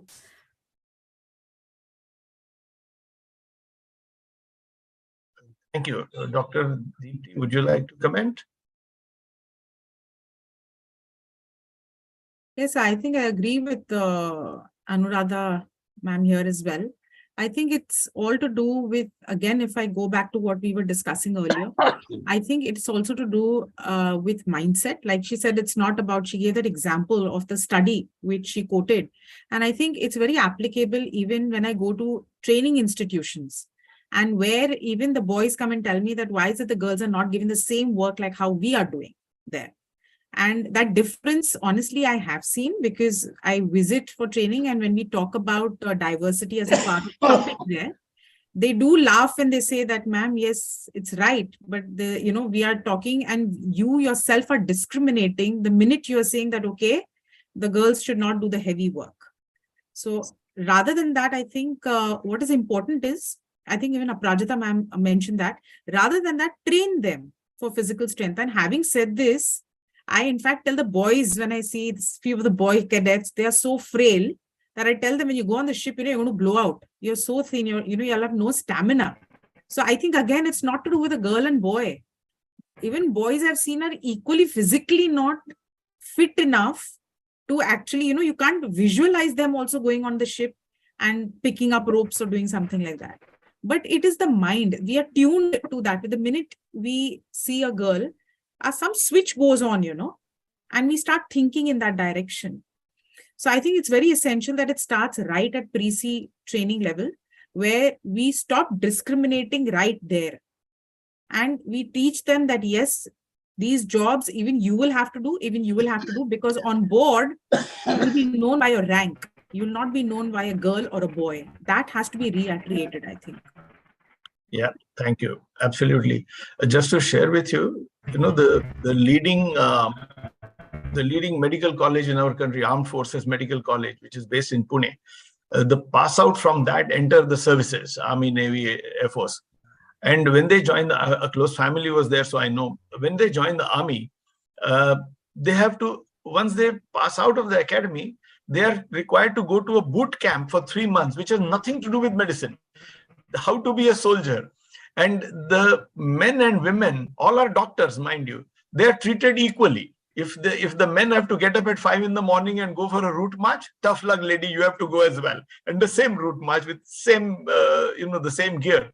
And that does toughen them up. And I saw the changes very clearly, after 4 years. Goodness me, you've changed. Well, for the better, of course, for the better.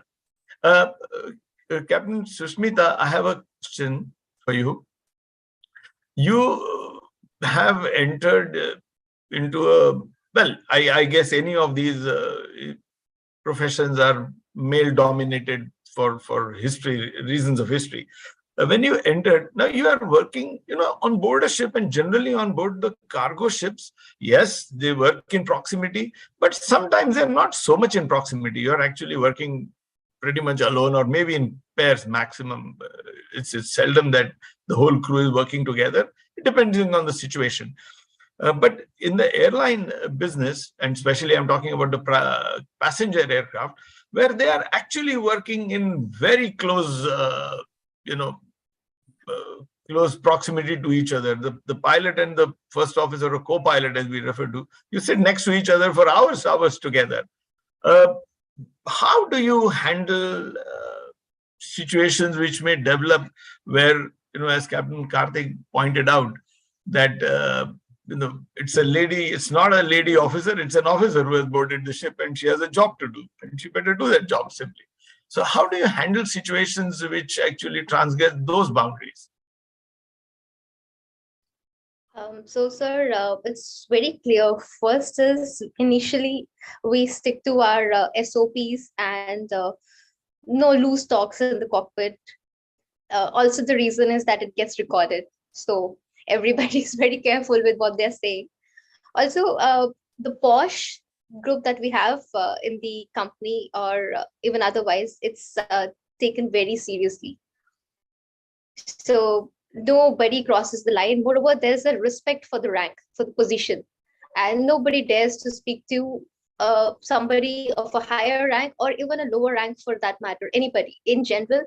I've not seen any female cross a line here just because she's at a higher position, or I've never seen a boy cross a line. Everybody sticks to the job, and okay, it's not like we always talk about our work related topics. There are other topics that we talk about, let's say a movie or any other controversy that's going on, but we draw a line. We know what we're talking about and how to address somebody, so we just stick to that. Great, great. A very professional approach indeed. Sensible and professional. Thank you. Right. Dr. Aparajita, you there, Dr. Aparajita? Okay. So you mentioned about changing the mindset. Now, or adopting or adopting or changing a mindset. Now, is it not easier said than done? Because we are carrying this baggage of mindset for generations and generations and generations, where a baby girl, a small girl is given a doll to play with and a boy is given a matchbox car to play with or whatever. So how are we supposed to move out of that? And mind you, it's not just you come on board a ship or you join the maritime industry and suddenly you're told, no, everybody is equal, treat them all equal, they're at par with you.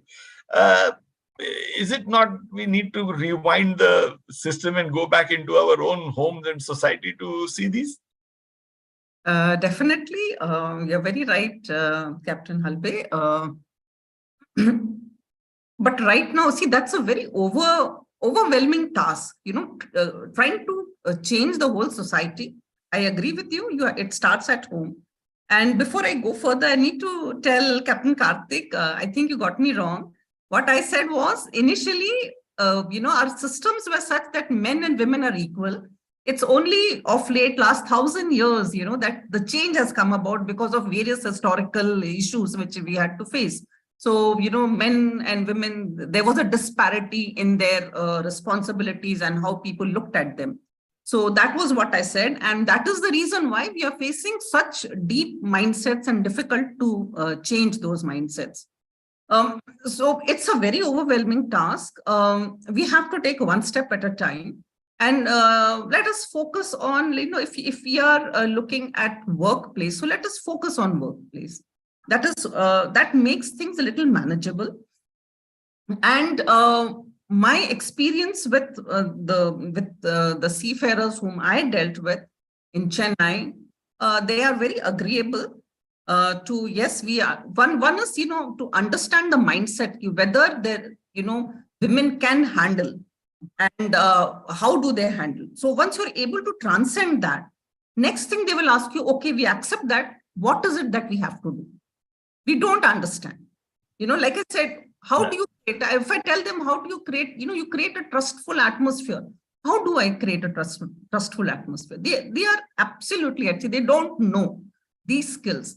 We find it very difficult because we are seeing things around us. You deal with your children or your family members at home. But when you come to the workspace, you are brought up in, or you have been experiencing very set patterns of workspace. And if another person comes in, so the third environment, the home, the work, and the workplace with the woman, that becomes very challenging. So change is happening. It's happening everywhere. Here we are looking at changing the mindset at the workplace. And slowly, these would transmit, it kind of goes beyond the workplace, handling women in all spheres. Actually, it's not that they are not handling, they are handling them well, but The mindset changes when you're only looking at the main bastion of seafaring. That is where the block comes. It's not that they don't know how to handle. They know how to handle, but we have to transcend that block. That is very important. True, true. The mindset. Not so long ago, I got off at Mumbai airport and I had to book a taxi. So when I went down to the counter to book a taxi, the lady who was at the counter said, "Lady driver hai, chalega." So I was aghast, I said, "Lady driver, license hai ki nahi hai?" So she said, "No, of course hai. So mujhe kya hai? Leke jayegi. I have to still pay for it, isn't it?" Yeah. So it's there very much. So that means there must be somebody who is saying nahi chalega. That must be there. Otherwise, yes. Yeah. Wouldn't have happened. Another challenges in seafaring. Every every ship, it's a new set of people you have to handle. That's a bigger challenge also. Yeah, absolutely. Every time, and every change that happens is the whole system changes. It's like I mean, maybe a rough simile that in cricket, when one of the batsmen gets out and the next batsman comes in, it's a different pair now. It's Altogether a different pair. Yes, it's a different pair. It will not happen what was happening before. Something will change. Absolutely. Yes. Absolutely. I have a question for Sanjam. Yes. Sanjam, you gave us during your lovely talk, or I should say, well, lovely by lovely, I meant that very enlightening talk, not lovely in any condescending manner. You gave us a couple of case studies with no names in it. So these are the obvious failures of the system, and they need to be corrected. But do you now, in your experience over the years, see any positive remarks that yes, things have changed or they are changing for the better? Do you see that? Of course, I think so. For the number of negative cases, there are equal or more number of positive cases that are coming up, and I think that the message is going top down. So the ship owners want more diversity on board. They want more women on board. So some ship owners are now saying that we want 20 to 50% women on board. And I think why the positive story is also one of the reasons could be is that sometimes when there's more than one woman on board, then it's easier to adapt. I think the woman also is more comfortable and they have companionship. The sense of loneliness or isolation is not there when there's only one woman on board. And then they have a sort of a buddy or somebody they can turn to. That is one way I have found in a lot of cases, they say that when there is more than one woman on board, somehow their experience has been better. And I feel that we are moving in the right direction. Everybody's the companies are now sending the message across that yes, we want more women on board. So people want to work in line with company policy. So I think that is why there's a positive change for the better. And of course, yes, I'd like to believe that mindsets are also changing. Slowly but steadily, we are moving in the right direction. Indeed, in the shipping company offices, when I started my career ashore, there were two ladies in the office. One was a receptionist and one was a telex operator because she took shorthand, Pittman's shorthand. Now, if you walk into any of the offices, I think 40-50% are women. The gender disparity has come down, and more we see the women in higher positions now, and not just as support staff. For sure, it is there, and it's for the better. It's for the better. I think we have. Captain Halbe, are there any questions from other audience? That's my next question. That since are there any questions from the audience that you would like to ask? They can write it in the chat or raise their hand. Raise their hand, yeah. Yeah, I have got some questions, and I would like to pose the question to Sanjam to yes, Doctor. begin with, and followed by some remarks from Captain Shiv himself. Sanjam, would you comment on the question put in by one of the participants here? Do shipping companies have a policy on fraternizing? And if yes, how they are faring as of now? So I know for a fact that there was one company, I can't comment on all companies, but there was one company that has now a no fraternizing policy, because they felt that when there was a single woman on board, it tended to be that she got so much attention from all the men, then she always found it safest to team up or to be, in a sort of a relationship with the least objectionable person on board. And to avoid that sort of pressure to the woman, that company now has a no fraternizing policy. So I know of that, and I'm not aware of every company's fraternizing policy, but I think this is a very important point raised, and perhaps somebody else on the panel would like to also take this up. Captain Shiv, in case you have some remarks before the panelists come in. No, I don't want to, nothing to comment, but we would rather hear from the experts. Okay.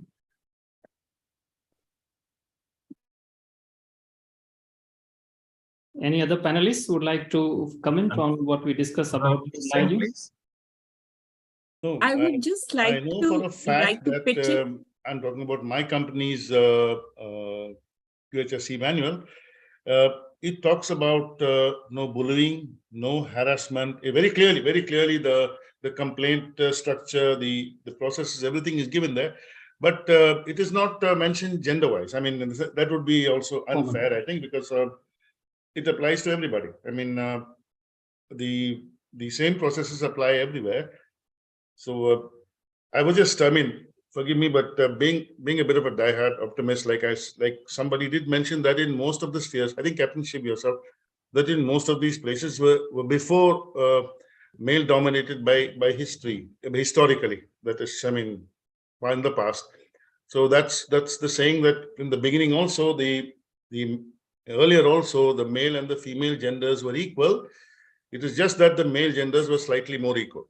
That is a pun intended by Maxim Gorky, which he mentioned it almost 200 years ago when he said that both the genders are equal, the men are slightly more equal. Thank you, Captain Karthik. Following one more question, and that is for Professor Anuradha. But before that, I would like to make a comment here. What Sanjam said, I would like to echo her words. An Indonesian company where I work, they had a similar policy that if you have two ladies willing to join a ship, they're going to put both of them, and they could be from deck or engine. That was really not a problem. So they were finding it hard to find a couple of girls to join their ships, and they have about 50 plus vessels, and they are committed that they are going to increase the participation of women seafarers on their ships. Well, following this, the second question is for Professor Anuradha, and it says, what are the biggest barrier to gender equality? Your views on this? See, I see it as gender equality has two aspects to it. One is a self-defeating belief system that we all carry, that is a limiting belief that I have to prove myself, I have to put in extra effort, I need validation from others because I'm in minority. And second is either it is going the other way or it is doubting yourself. Am I good enough? Is it the right choice I made? So that belief system then feeds to the stereotypical behavior which we face, that, okay, women are indecisive by nature, they are emotional, they can't take tough decisions. So it is kind of you could say a loop, which is a vicious cycle. And once that belief system is transcended through self-confidence, and self-confidence in all of you, I mean, all of you have been sailing for such a long time, you know, a person who is confident is a person who knows their job well. So they have been trained well, they know the ins and outs of their job, and they can take a decision. They are leaders, they are servant leaders or empowered leaders, or we can say assertive leaders. But when you have that kind of belief system where you are always either doubting yourself or trying to prove yourself, that will lead to a barrier in whether it is gender related, race related, or nationality related. That's my take on it. So we need to change the belief system, and then I think things can move forward from there. Thank you, Professor. Very, Anuradha. very, very well said, Dr. Anuradha. Very, very well said. Really. Out of curiosity, Professor Anuradha, does this gender equality issue falls under rights group, or is it not? Human rights I'm talking about. It does, not only in the shipping sector, not from economic point of view only, I would say from social point of view as well. So we know that any nation who which wants to progress, we require this workforce. And human rights, of course, it is part of human rights as well, because UN had started a movement. If I wonder if you're aware of it. I'm sure Sanjay ma'am can shed light on it. It's called He for She movement. And He for She movement means that everybody speaks up. Everybody. If you see something wrong happening, everybody speaks up. It is for everyone to say. And it is a human right, and it is part of SDG as well, set up by UN. So yes, it does fall in that gambit. Thank you. Thank you very much. If you, adding Dr. Surendra, if you, and continuing with what Ms. Anuradha said, if you walk around Mumbai and see the number of female dentists versus male dentists, you will be surprised at the outcome. Fully agree with you. Okay, yeah. the women dentists far outnumber the men. Far. I don't know the reason. Let's not get into the reason. But the point is, it's a professional and a working professional. And well, as a professional, you cannot say that he or she does a better job. You have a good dentist. That's all you want. It doesn't make a difference who's behind that mask, So there are changing times. You see in the medical profession, doctors, I think they have 40-50% women anyway, without a doubt they have there. So it is definitely a good thing, and I think the maritime industry has to shape up. It has to shape up for its own good. Yes, it has to, Captain Shiv. The reason is because all the Indian officers, permit me to use the word lady officer as a mean of differentiating gender, but all the lady officers I have sailed with, Indian origin, all have had a traumatizing or a background of unforgettable experiences before I encountered them, or they encountered me, whichever way you put it. And when they get confident that there are no expectations of them other than their professional competence and their own well-being on board, which is basically my responsibility. But other than that, when they find that there are no strings attached, they literally blossom. They literally come to a different dimension, you see.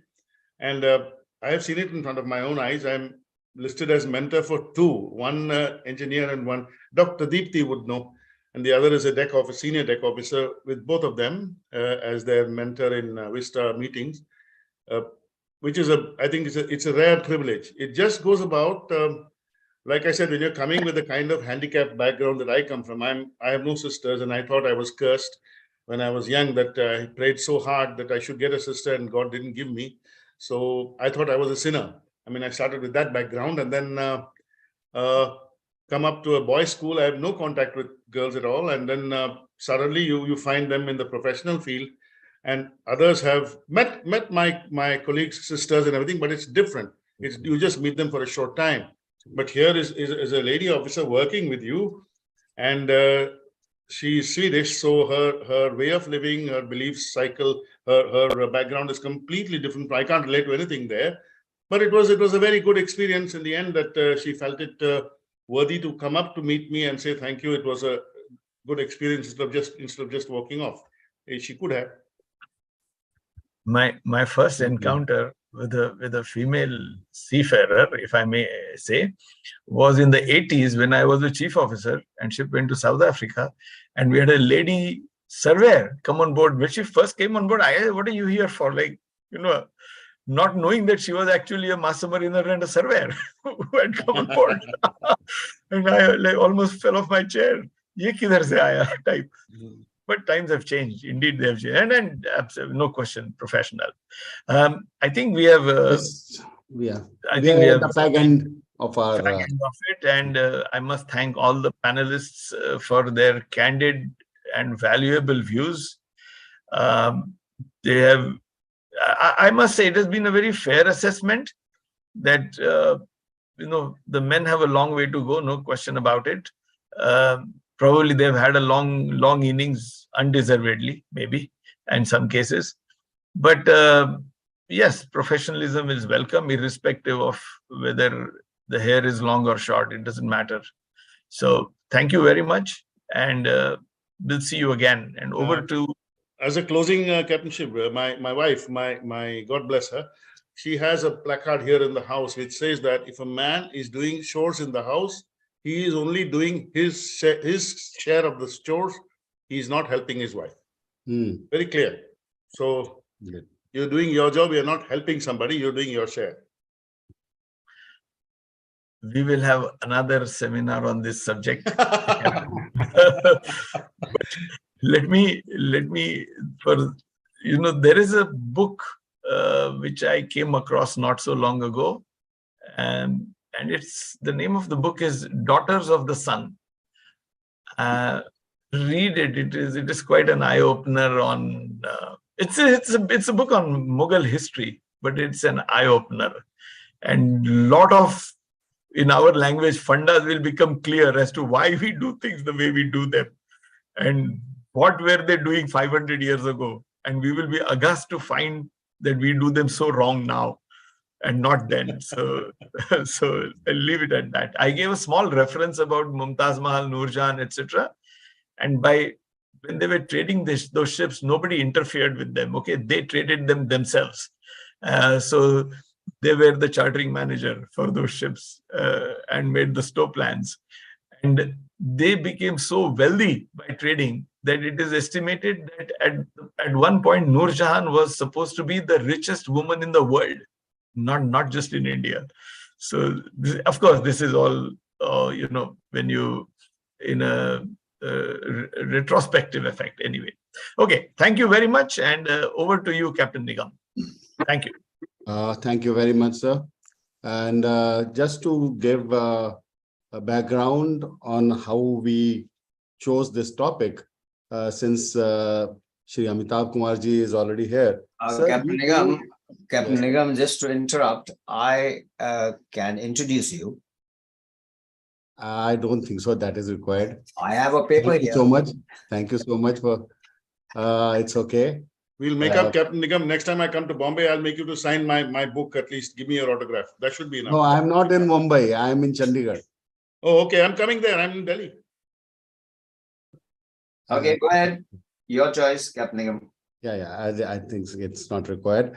Since Mr. Amitabh Kumar is there, so sir, how we do when we do such events like our launch day on 23rd of February and our foundation day on the first Saturday of August, we spend about 6 to 8 weeks brainstorming. Like we start the preparation 6 to 8 weeks before.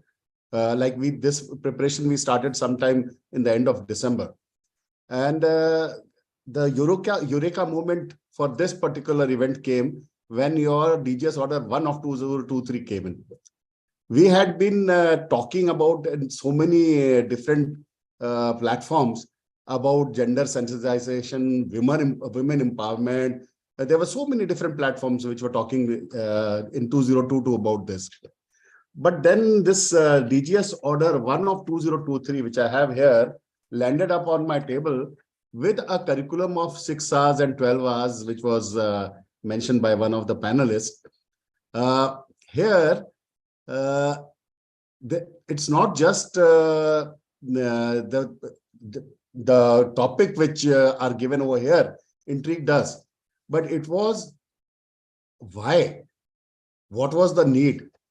So we deliberated upon it for some time, and then as in past occasions also I said, why are we talking about empowering women? They are already powerful. It should be encouraging women. So that was one part. And then, so as you are aware, sir, for last 3 years, I am staying in Punjab. And here I quote Guru Nanak ji, who said, "So kyo manda आखिए jit jimme rajan." उसको हम क्यों नीचा या लो समझते हैं अपने से, जो राजा को जन्म देती है. So it 500 years ago, it was considered all equal. Somewhere between the line, between those 500 years or 1,000 years, as somebody quoted, this disparity came. And it is the right time, but I would like to hear, I have a small question from for you. I would like to hear in one of these occasions, CMI occasion, I think it was last year, when Mrs. Joshi was given some award, and she said it was you who had asked for the full women SCI ship, full women crew and officers. So what was the thought? What was the need that time? Was it from the government, or was it due to some this SDG number 5? Over to you, sir.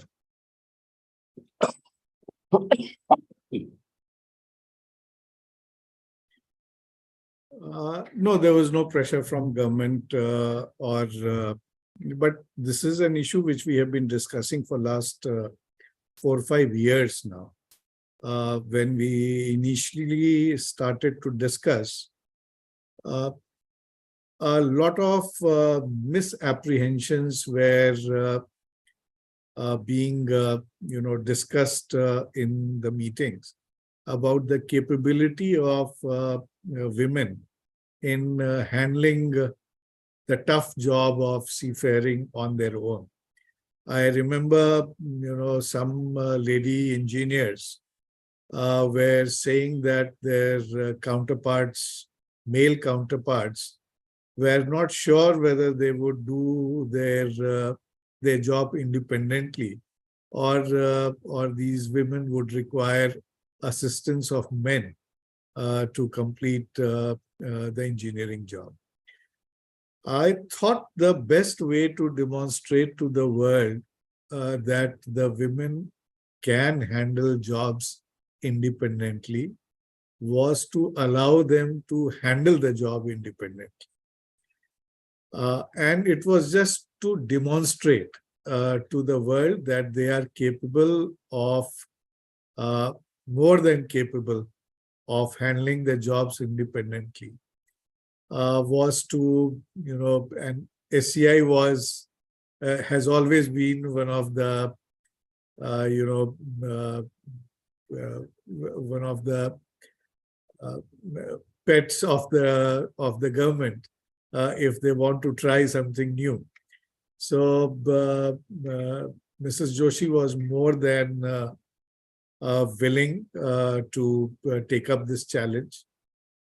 We wanted to do it actually 2 years, sometime before COVID. They had assembled a team, but they could not arrange chief engineer in time. They had all other women on board. But I said, no, I don't want exceptions. I want a complete team. So, and then COVID came and it had to be postponed. I'm glad that she remembered it and she pursued with it. And then there came a time when Indian women seafarers demonstrated to the world that they can handle the most complicated vessel available for Indian seafarers now, as of now. And not only she rested on this laurel, she, just to make sure that it was not a fluke, she demonstrated it once more. So now I think this debate on the capability of Indian is now resolved once and for all. And I think the whole purpose of capability, quality, knowledge At least that debate is now over. And now we are discussing issues in respect of compatibility, team management, team building, which is now the second phase. It is a good progress. I'm very happy when I compare the discussion of 5-6 years back to the discussion taking place today. The entire narrative has changed. And now the mindset is that we need to do it, how to make it easy, how to make it possible. And it is a good mindset to have. These are the discussions which we need to encourage. And these discussions will find solutions for the small problems that a diverse group would face. Not only diverse in terms of gender, but any diverse group would face problems in terms of compatibility, and that needs to be resolved. My humble felicitations to you, Mr. Amitabh sir. I have encountered this ship. We have encountered this SCI vessel with all Indian lady. I mean, I am now hesitating to say lady officers. I'm going to get with all the lady officers and engineers. I think it was in the port of Rotterdam, and we were there, and it created a roar of excitement on our ship. And I didn't know. I mean, as captain, I was oblivious to the other ship. When the juniors came and told me, sir, there is a SCI vessel with all Indian officers and engineers. So I said, okay, just we were in Anchorage, so I had a meeting, other topics. But in that, I did mention that if any of you are going on, because all our officers in India and engineers are Indian, just for your information, sir, I'm commanding an ice class vessel for the last 4 years. This ice class 1A vessel going into the Arctic. So it is a standalone vessel by itself. I'll be going back this year. But I told my boys, when you go there, please go there and present yourself with a lot of respect. And please understand, if you do go and meet these people, this is history in making, because all lady officers and engineers, I mean, and that to an SCI vessel, unbelievable, fantastic. I mean, at that time, the thought, I never gave it a second thought until the mention has been made here. My sincere admiration and congratulations to you and the top management of SCI. It is a landmark event in making, definitely. Congratulations. Sir, we are taught in navigation, when we do voyage planning, it is APEM, appraisal, planning, execution, and monitoring. So appraisal you have done, planning also done, execution also you did. Now we have to monitor that these vessels are there, that good job continues. So that part of this voyage, and under your leadership, 8 years of voyage which we had sailed with you, it was a proud privilege to have a person like you on this seat. And you were so open for all suggestions, for all inputs, and we could feel like we can go to the top person straight away and tell our views, listen to his views. And that was like a true leader sitting at as the Director General of Shipping and listening and talking to everyone and then making decisions. Thank you so much, sir. Thank you. Over to you, Captain Kamal.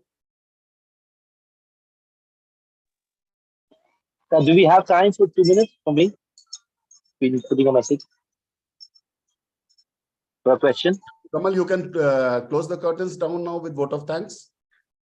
Yes, someone is asking for time. I think it's Shaukat. Yeah, do we have time? I think if there's no time, then already I over time. will pass. Don't worry, I'll pass. Don't worry. Okay, Shaukat. Okay, thank you. Yes, good evening, everyone. Other day, I was going down the stairwell of my building, and I bumped into my colleague over there, and she's happily smoking away there. And I'm looking at her, and I said, maybe you should, reconsider smoking, because I started to give her some gyan on how bad it is for the lungs. So she tells me, sir, I'm doing my bit for gender equality, whatever that is. So there can be some wayward thinking on gender equality, and I'm sure the girls know what they're doing, but some of them might be looking to get up there on the very fast ladder, but in the wrong manner. Okay. So I have the honor now to deliver the vote of gratitude. James Allen, the British author and thinker, once said, "No duty is more urgent and no duty is complete without giving thanks." On behalf of the entire Maritime Trainers Guild, the founder president, Captain Prabhat Nigam, the vice president, Dr. Surinder, and the MTG event organizing committee, I, Kamal Chadda, General Secretary of MTG, have the honor and pleasure to deliver this vote of gratitude on the 12th foundation day of the Maritime Trainers Guild. My sincere thanks to the very gracious and highly acclaimed Shri Amitabh Kumar, who unfortunately for us will be retiring soon, as he advised us today. But yes, we will miss you, sir. You have done great service to our sector, and you will be missed sorely. You have taken time so many times to come and attend MTG events, and we are really grateful to you, especially that today is one of those many times you stayed right through with us. And I'm sure your time is extremely precious, but you have been very kind. Thank you, sir. I would like to thank the presenting speaker. Gracious thanks to you, Sanjam Sahi Gupta, for an eye-opening talk on gender sensitization. Very special thanks to Captain Shiv Halbe, CEO of MASA, for so brilliantly conducting the panel discussion and bringing out questions on how certain practical situations should be addressed. The panelists, Dr. Dipti Mankar, Ms. Anuradha Singh, Dr. Aparajita Bhardwaj, I hope I'm getting the names right, Captain Sushmita, and Captain B.S. Karthik. Captain Karthik, as we may have noticed, you have been the last one to be called out. It's an equal world, more than equal world now. You have all impressed us with impactful thoughts on the subject of gender sensitization. Thank you so much, panelists, for your excellent work. The organizing committee have been working for over a month to put this event together. The ever supportive of the committee and deserving a special mention are Captain Halbe and Dr. Surinder and Mr. Rai and Viraf Chijgar, who have always been very, very helpful in all our work. Thanks to you all, a very sincere thank you indeed. Our gratefulness to the media for providing pre and post-event coverage. Team Maddox has taken care of the publicity, design and artwork. Very important word of thanks to Ms. Delphine and Bhavna and the designer team. At Chitkara University, we have had great support from Dr. Gulshan Dhillon. Sincere thank you, ma'am. I hope I have not missed anyone. My apologies if I have. Thank you all and have a very pleasant evening. Bye-bye. Thank you, sir. And Amitabh, sir, we will be sending you the white paper of this event. Look forward. Thank you, sir. Thank you.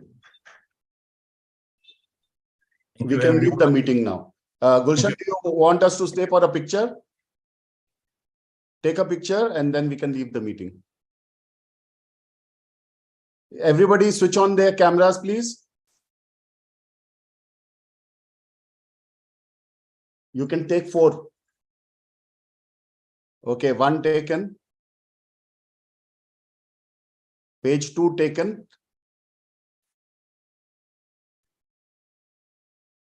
Page 3, people have not switched on their camera. And page 4 also camera not on. Thank you, everyone. You can leave the meeting now. Prabhat, page 3 वाले तो हमेशा camera के सामने रहते हैं.